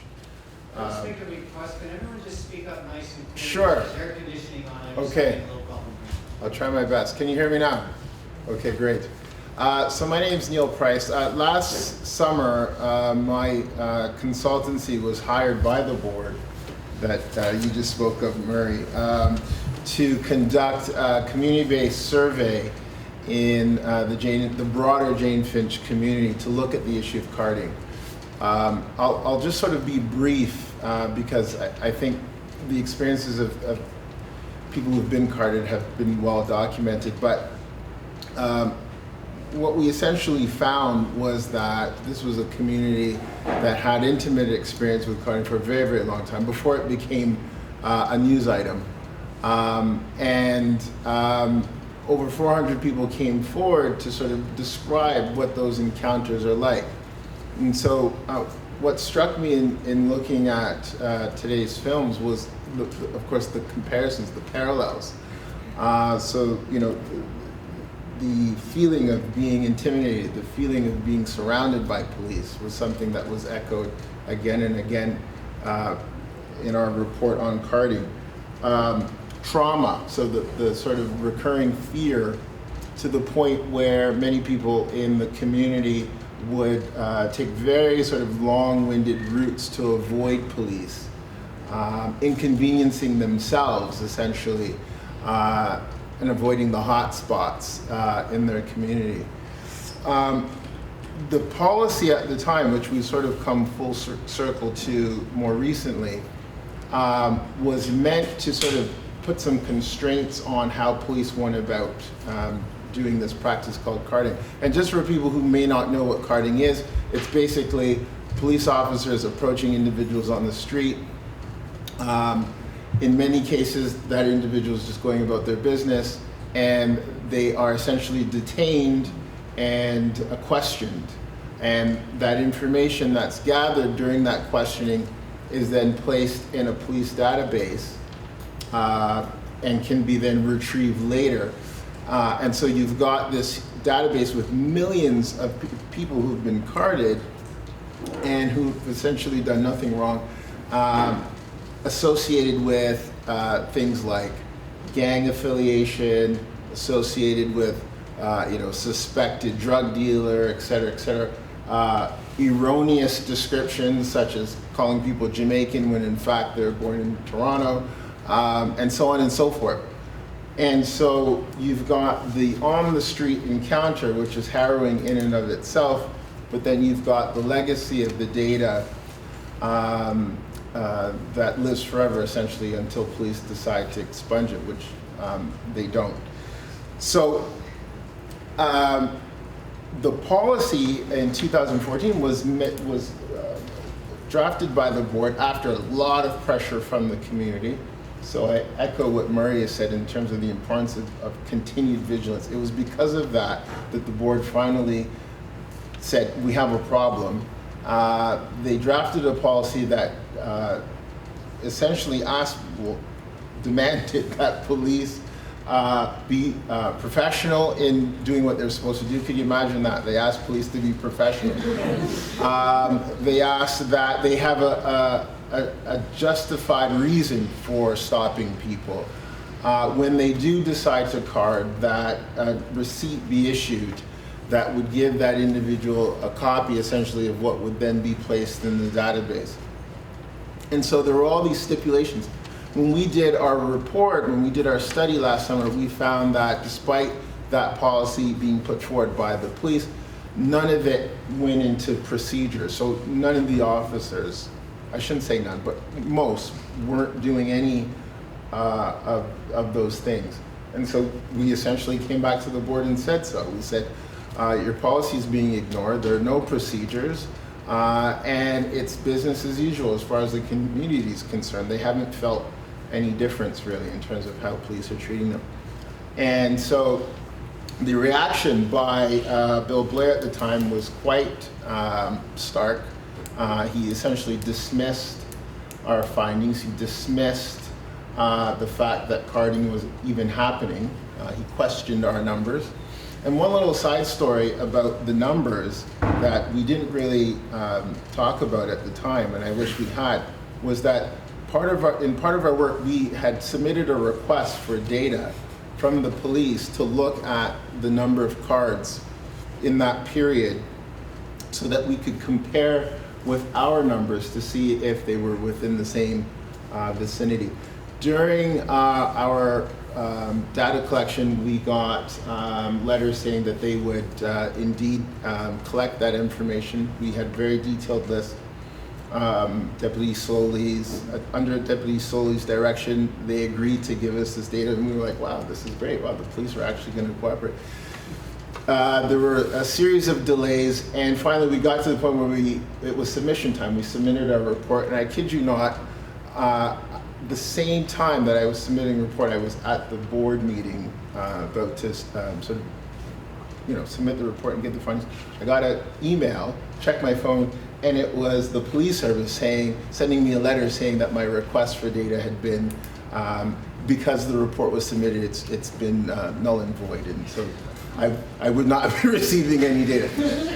The chief then went on in the press and immediately slammed our numbers, knowing full well that we didn't have recourse to the data to say, actually, we were right, that this is widespread. So really, really dark and sinister, I'll even say, actions on the part of the service. On the one hand, they're grabbing data and information from people left, right, and center, but when you're trying to get information from them, good luck. All this to say, a year passed, and of course, there was continued action on the carding issue. You had a tremendous push in the media. You had Desmond Cole's recent piece, and finally, you had Mayor Tory, who, despite, I think, being very hesitant to do anything really in terms of stopping carding, he finally came to a point where he said, okay, we've got to do something. And so that something was initially to end carding, and then at the very last minute, of course, a few weeks ago, maybe it was just last week, the decision was to go back to that 2014 policy, which my group had assessed. So a real sort of time wasting. You can imagine all the community action that went into this issue, the resources, only to come right back over 400 days later to the exact policy that was there that was not followed. And I'd like to pick up on what Murray said. The basic problem was that you had a chief of police who was not interested in civilian oversight. And I'll just say that very plainly. This is someone who showed in his actions that he didn't have a whole lot of respect for the board. That's my view. And that's a really scary thing when you have a police board that's mandated to oversee, and you've got the chief, who essentially is, I'll go so far as to say he's employed by the board. He reports to the board, saying that he's unwilling to implement that policy. So this is sort of where we are on the issue. But I kind of want to just leave the point around community voices. So despite the chief's sort of dismissal of those voices, they matter.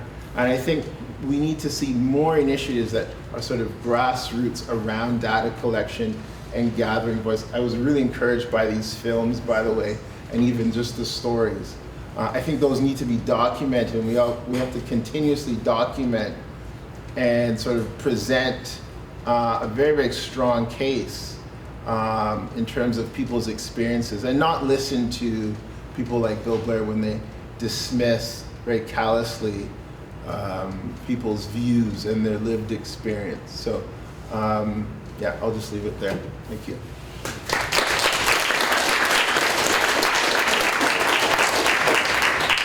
Well, thank you so much. My name is Sukanya Pillay, as Tommy said, and I want to thank Tommy for inviting me to speak here today. And I also want to thank my co-panelists, who I think are doing amazing work, and we've been following Murray's case and working with him on some. And I very much want to thank all of you. It's a real honor to be with you tonight, and I think all of you are heroes. I totally do agree with Murray. You're not only heroes, you're very courageous, and I loved what you said when you said I wasn't an activist, but I left as an activist, and like that, it's just so heartening and it's so inspiring.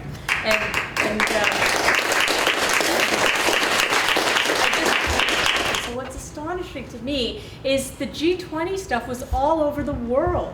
the whole world knows about it, and we still don't have proper accountability for it. And I think that is, I think that is a blight on our nation's history, and I think that the work that all of you are doing, and the work that my colleagues here are doing, and the work that my colleagues back in my office are doing, it's so important. We cannot relent. Like, it is just so absolutely important. And we have to remember too, Tommy said to say what you do. Well, I think you all know what the CCLA does, I'm guessing, but we've been around for 50 years and we work to protect fundamental human rights and civil liberties. And when we talk about civil liberties, we're also talking about state accountability. We're talking about the duties of those with whom we invest with. And we have to ask questions. Why? Because nobody's above the law. And yet we have this instance in G20 where perfectly innocent people, people who weren't even protesting, were arrested and, dare I say, abused. And on that issue of protesting, I want to say that from my international work, I know, and this informed a lot of the advocacy that we've done, is police not only have a duty to protect protest, they also have a duty to facilitate protest when you talk about international law. So treating people who are exercising one of their fundamental freedoms, a perfectly democratic right, the ability to protest, as I think it was you who said, what protest has changed, and for them to be treated like they were doing something wrong, and to see that footage, and I just have to say, it really makes me upset when I see it. And I've read many of your stories, I've seen the footage, but the footage I have not seen was of the gentleman in the wheelchair, and it's making me teary-eyed, but it's just so upsetting. So, Bill C-51. We hate Bill C-51, and I have to say that it came out, I think, at noon on January 30th, and since that moment, we have been absolutely relentless in fighting it. Why? Because I keep saying this word, and it's an important word tonight, which is accountability. We have had so many problems with accountability in Canada, and let me tell you, I'm such a proud Canadian, but I was shocked when I moved back to Canada and saw all of the accountability deficits we have across the board. And it's not right because we know better. And we've had 3 federal commissions of inquiry with respect to accountability issues with Maher Arar, with the 3 Arab Canadian individuals who were tortured abroad. Maher Arar was also tortured abroad, and also with the Air India Commission regarding the Air India flight that was bombed, and that was the first one of the first Canadian instances of terrorism, and I hope we won't see many more. But all of these federal commissions of inquiry showed us that we have serious accountability deficits when we're randomly or mistakenly collecting information on people and mistakenly labeling them as perhaps being a threat, and then mistakenly sharing that information with other actors, whether they're domestic or foreign. This is a problem, and the 4 individual men that I spoke about, that's what happened to them. In the Air India case, what happened was one agency withheld information from the other agency, and the inquiry found that had they shared that information, we actually could have prevented that tragedy in which over 300 people were killed. So I don't want to take too long because I know we're only going to speak for a few minutes, but I just want to ask you or raise a couple of questions that I'm sure we've all thought of. First of all, what is it that would allow a state to go from to serve and protect to what we saw in that footage and what many of you experienced? What happened? And especially as was in the film, Lucius's film, where he has Professor Burns saying that Chief Blair had actually said at a meeting, our number 1 priority is going to be to protect the protesters, and a few days later it was a 180, and worse than a 180. It was a 180 that was going into, cavernous pits of the earth. So what happened? How did that happen? And one of the things that we have thought about is, my organization has looked very carefully at the changes that have happened since 9/11, and this idea that security trumps all. And so it permeates everything. So even in a purely domestic setting, yes, we had international visitors, but so what? This was, you know, our city, our downtown, our people, and they were going about their business or they were protesting. So we're very concerned whenever national security is used as an excuse to say it's time to give up some of your civil liberties to keep us safe. We think that this is the absolute wrong paradigm, and as many of you said, and as is in your films, there are police officers who are on tape. I had just read this, I heard it today, of saying get those terrorists, like they were referring to civilians as terrorists. This is highly problematic. It's problematic because it shows a conceptual morphing in which you can you could do things like what we saw, which is still astonishing that happened in Canada. But you can do things like that in the name of national security. So to make a long story short, we've taken the approach that it's not security versus civil liberties or human rights. It's that the two go together and they form part of the same seamless web of protection. It's the same duty that the state has. The state has a duty to protect us, and the state has a duty to protect the security of where we live. Those two things go together. They're not antithetical. They go together. And as we know from this, once you start to get into that, once you start to create that paradigm that the two are opposed, that's when you have security deficits and gaps, and that's where you have problems. And we have a problem now that I don't think we've fully recovered from the G20. Like many individuals here have just said how they feel when they walk in the streets. It's a serious thing when this happens. So this Bill C-51 has done things that concern us because it takes this notion of a justifiable lack of accountability further. Now, I don't think that the lawmakers set out to do that. I would like to think that they set out to create laws that would keep us safer. The problem with this law is that it hasn't been shown that it was necessary because we already had all of these laws in place. We had criminal code provisions. People can be arrested. I don't have to tell this crowd that if there's a suspicion. So why did we need more things? And what has happened is Bill C-51, it's omnibus legislation. It creates some new laws and it creates some new powers. One of those new powers is it's lowered the threshold for peace bonds, meaning you could be detained, you could be preventatively arrested, or you could be released subject to essentially bail conditions. And the threshold has been lowered from a police officer believing that you may commit that you are likely to commit a crime or will commit a crime to now may.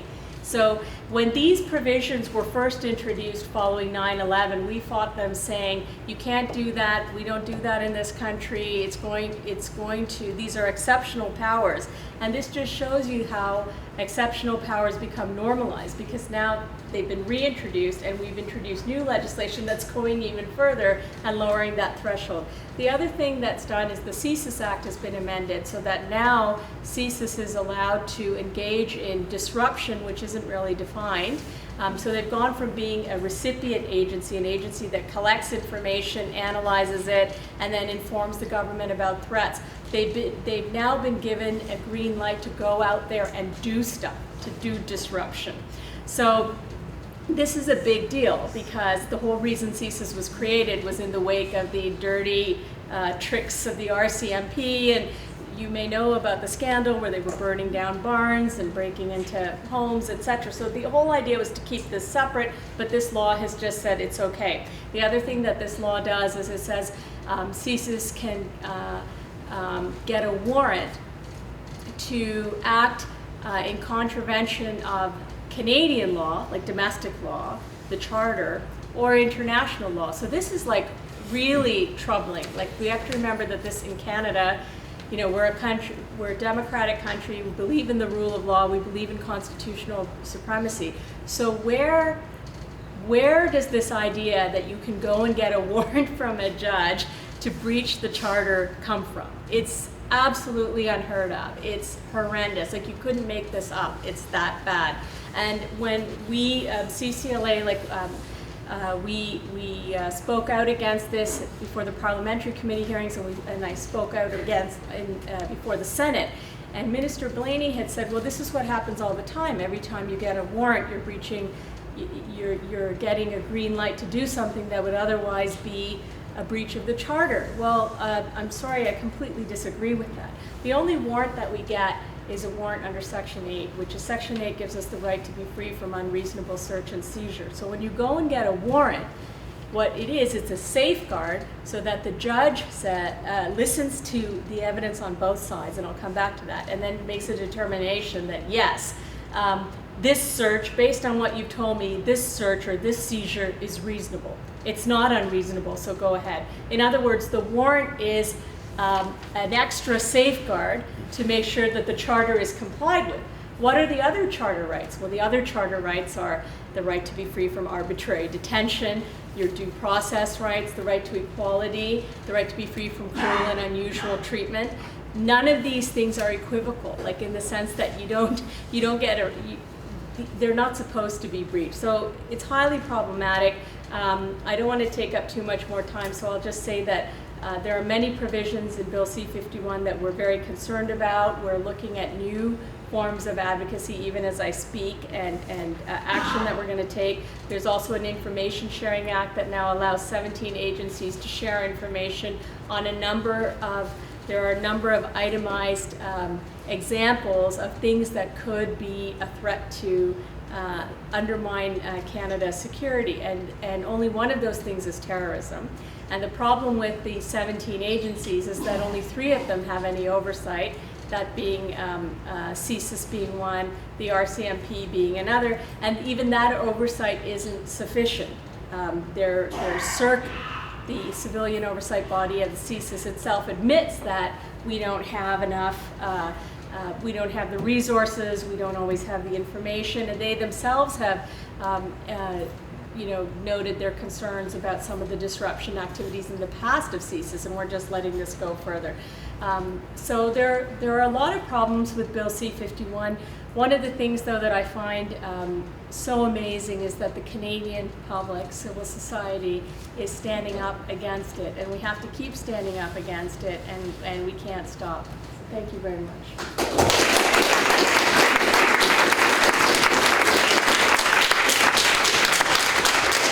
So we've got to wrap things up in about 10 to 15 minutes, but I'd like to open it up to question and answers from you guys. We've got a good wealth of experience up here on the table, and have some time to get to everybody. We'll just start, right here.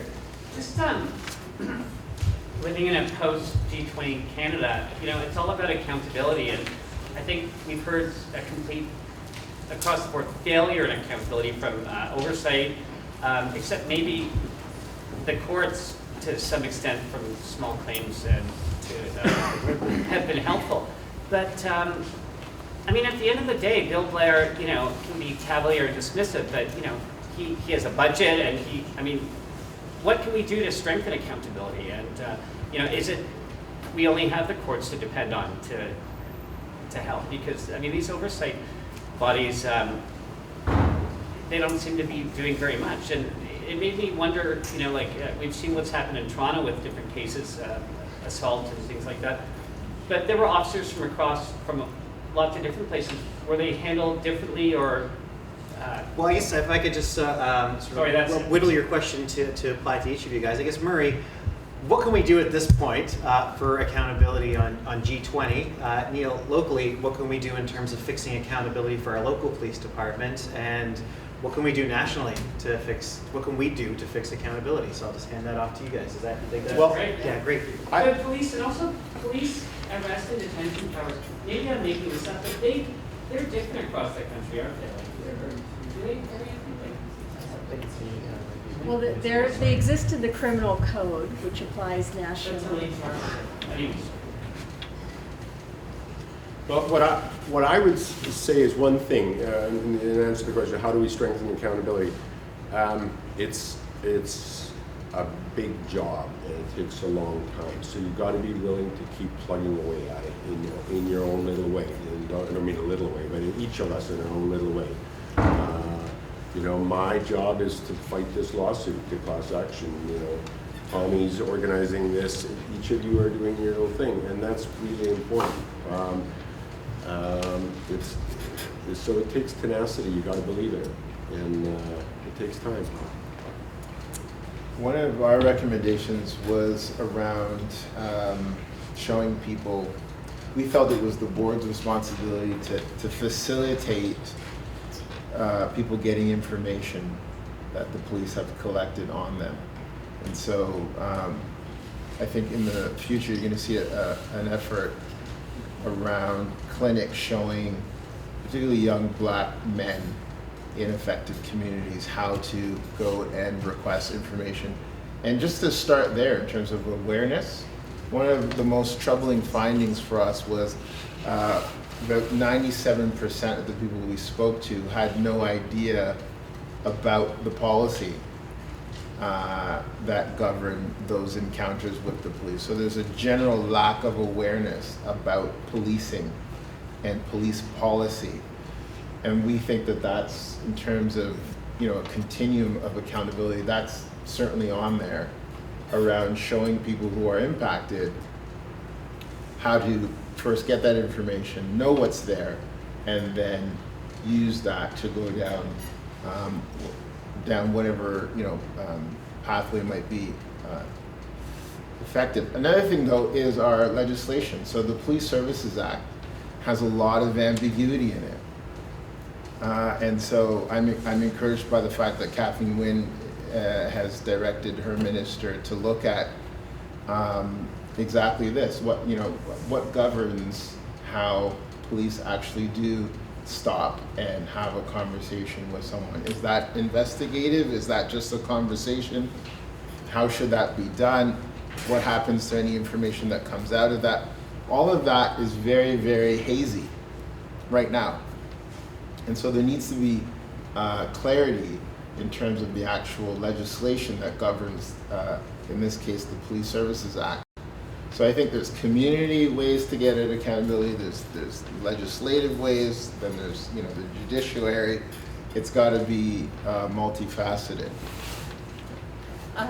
I guess I would agree with what both Neil and Murray have said, and we're intervening we intervened in the case that Murray talked about in Figueres. So we have strategies. One is we either launch lawsuits or we intervene in lawsuits trying to advance the idea of accountability. So including in that case, Wood and Schaefer, we intervene in there. We do tons of advocacy. So we're out wherever we can be with anybody who's talking about this, anyone who's a decision maker or judicial decision makers or parliamentary committees, and we're there when bills come out. If there's a decision that has to be made, we really hammer home the accountability issue. We do a lot of public engagement, speaking with the community, listening to the community. We've just launched a new website. Please check it out. And we've launched a new program on that website called Talk Rights that allows people to ask us questions and we ask back. And policing and equality issues are two of those. We do a lot of advocacy, especially on carding. We're at the Toronto Police Services Board all the time. I think because our office is based in Toronto, we're able to do that, but we've been doing a lot of that, and we do a lot of media, and we also take our concerns to international fora. And even next week, myself and someone else from my office will be going to present our concerns about what Canada has not done with respect to the International Covenant on Civil and Political Rights, and so we will raise the G20 issue. And I think one of my colleagues is here in the yes, I see her, Laura, who helped me write that part of it, and so I'll be there to do that. So we do what we can, but we also need your help because we're a small organization, even though we're working nationally. Yes, we had a question here. Yes. I feel like an orphan at this meeting, but I'm grateful to God that I'm here with all of you. Because a week before you were all experiencing your evil, 11 division officers came, handcuffed me, put me into a holding cell, swore at me, yelled at me, refused water, gave me a tiny cup. So what you experienced, I experienced a week before. And as a Christian, I prayed to the Blessed Mother and to Christ my Savior, and I said, Lord, let them be in the newspaper every single day, and then the next 12 days later, you were all arrested. And I said to that officer, when he arrested me, I said to him, I said, you're going to be in the paper every day. If you're doing this to somebody who's prayed for you, who's always believed what you said, I said, I had no reason not to believe. I said, do you know what you've done? Do you know the evil sin you've committed against not only me, but this country? But what I'd like to say is I went to Jason Kenney because my parents, and I'm an immigrant from Poland, and I grew up under the old Soviet era, so everything here is not new to me. So he thought he was picking on someone who wouldn't have the nerve to speak up. You know, I'm not a wealthy person. I'm an entertainer, I'm a jazz singer, so maybe I have a little bit more guts to speak up. Jason Kenney came to my Ukrainian church. Oh, did he say lovely things about how he's going to do things for Ukraine and stand up to Putin invading Crimea. And then they asked for questions, and nobody in my church stood up because they're all, you know, well-paid civil servants, most of them. They all have good jobs. They're lawyers, teachers, accountants. I'm probably the only poor musician and the poorest church member there. So I stood up and I said, God, give me the words to say something of wisdom. So I said, sir, I says, it's wonderful, Mr. Kenney, that you're going to Ukraine to tell Putin what to do. I said, what will you do to me and to help me, a little Ukrainian immigrant whose mother went through the Soviet system, who came here and we kissed the ground when we came here. So Opitz, Ted Opitz, his assistant, tried to stop me from speaking and said to me, oh, Melanie, this is not the place to talk about this. And he says, and this is a federal, Mr. Kenney's federal. You've got to go to the provincial. You've got to go here. You've got to go there. And I said, that's just wonderful. You're going to go and tell Putin with nuclear weapons what to do? But you, who run this country and this government, can't help me to get justice from a liar who's destroyed my reputation? I said, God forgive you for what you're doing. I said, help me, a poor little Ukrainian immigrant in this country. I have no nuclear weapons against you. Why are you going over to Ukraine? My whole church knows the whole story. We're united in this evil that's happening to us. I do. But what I want to say is, do not alienate the Mississauga community, because when I was at the Sandia Team protest and I saw that donut hanging there, I'll tell you what the people in the rest of the country are saying. Oh, these are just a bunch of freaks, you know, that are protesting. To everyone. I would say that's one thing that we've all experienced, people who had never had reason to suspect these things about the police, and then we experience them, and I think that's one common thing that a lot of people have here this evening. But do we have a next sort of question for our panelists? Discredited, but that guy with the donut, everybody in my church said to me, oh, Melanie, well, look at that awful behavior. Look at that, they probably People sort of take anything and expand upon it, but it's... do not alienate anybody. The power comes from the people, from all the people in this country, and we need to go to our politicians. I'm sorry, Melanie, we have to move on. Sorry, I apologize. Yes. No apology necessary. Thank you. Thank you. Let's stand together, not against one another. No, I found it very interesting. I don't know if I call it a technicality, because it's actually a jurisdictional issue. I filed a Municipal Freedom of Information Protection and Privacy Act request with the Toronto Police Service Board. There was a completely inappropriate, statutorily impermissible designation made to the chief of police, which would completely and absolutely make any subsequent decision on the request without jurisdiction. That's sort of the attitude of the chief towards the board. I completely understand what that means. I experienced it firsthand. Well, I guess if I can sort of interpret your comment into a question. Access to data. They're collecting tons of data. That's one thing we've heard here is that I remember being in the Kettle at G20. There was at least 5 officers with video cameras pointed at me. There was CCTV footage. My photo was taken three times. So data, it's all there. Why do you guys think? Why the headache getting to it? What seems to be the big problem with getting our hands on that data? Well, part of our class action remedy is to have that data destroyed, removed. That's one of the things we're asking for. Why don't they agree to it? Gets back to the kind of sort of instinctive resistance, institutional resistance. Nobody tells us what to do. That's a big factor. Nobody tells us what to do. We know what we're doing. Nobody tells us what to do. I think in the case of karting, and when you look at what the Star was able to do with getting their hands on the day, it could be quite damaging, problematic for them. So I think there's a fear of, that happening on an ongoing basis. But I think also with the data, there's a struggle for it because it empowers people, right? So if the community gets their hands on it, it tells a different story in terms of who's being targeted, who's being impacted, et cetera, et cetera. So I think it's essentially a power struggle over information that can be quite useful for community activists to show, what the police are doing.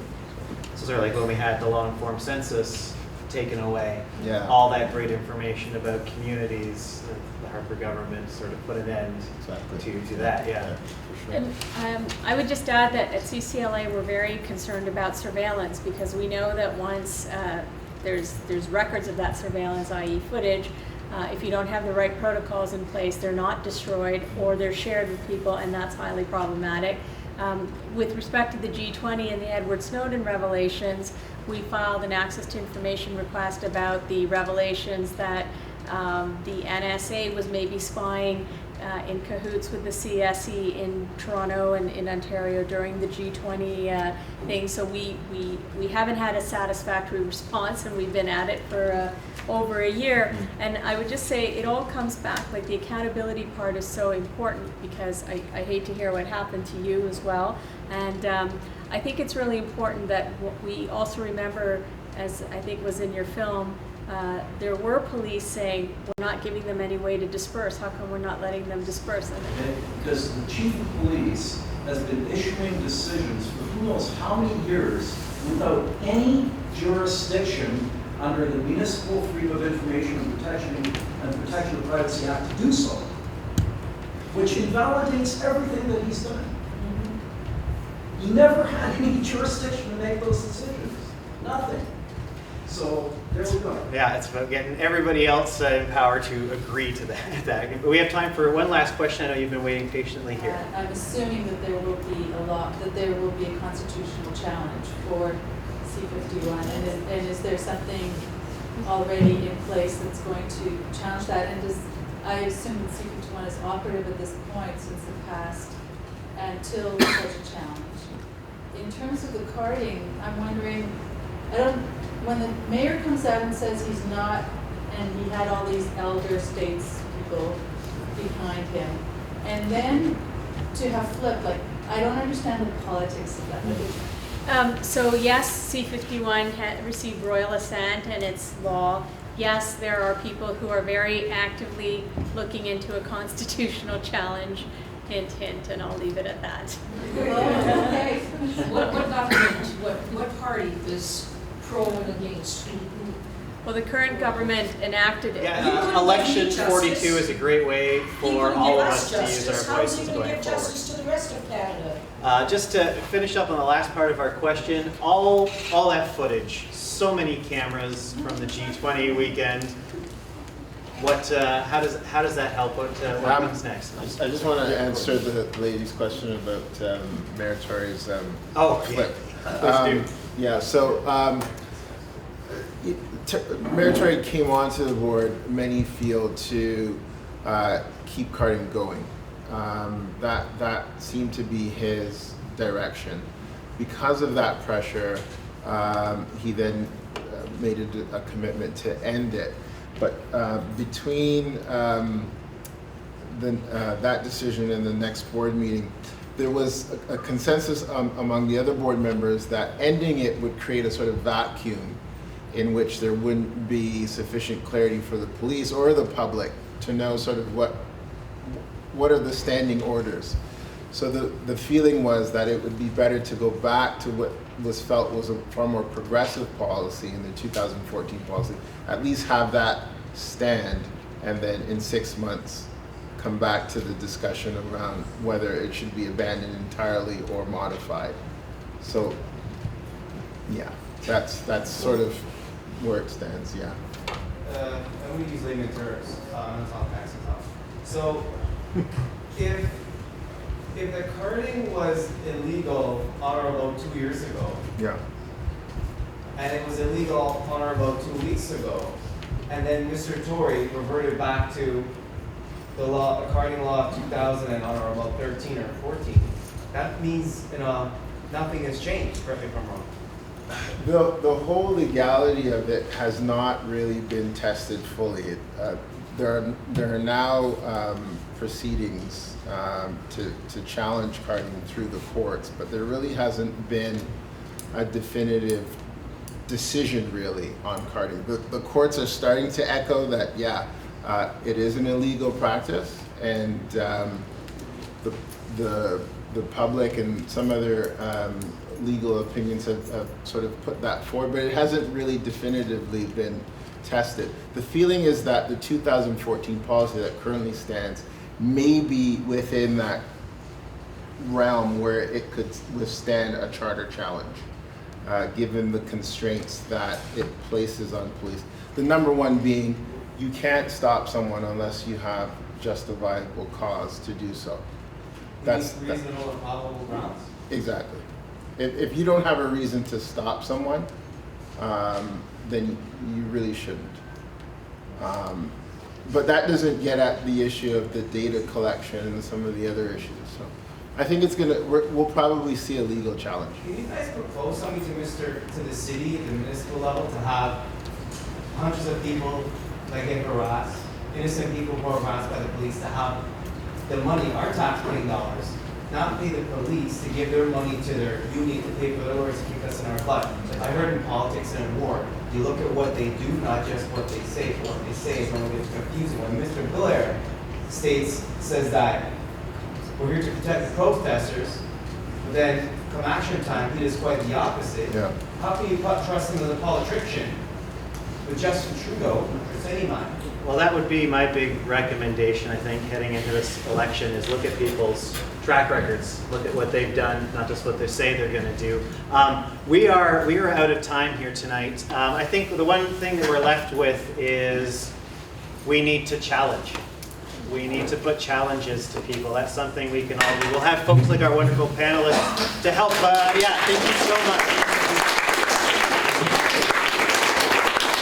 And thank you all for being here tonight. It's meant so much to see you here after 5 years. Derek's going to be at the back with the G20 Exposed docs if it's something that you're interested in learning a little bit more about, which I, of course, encourage you to do. And to everyone who shared stories, thank you so much.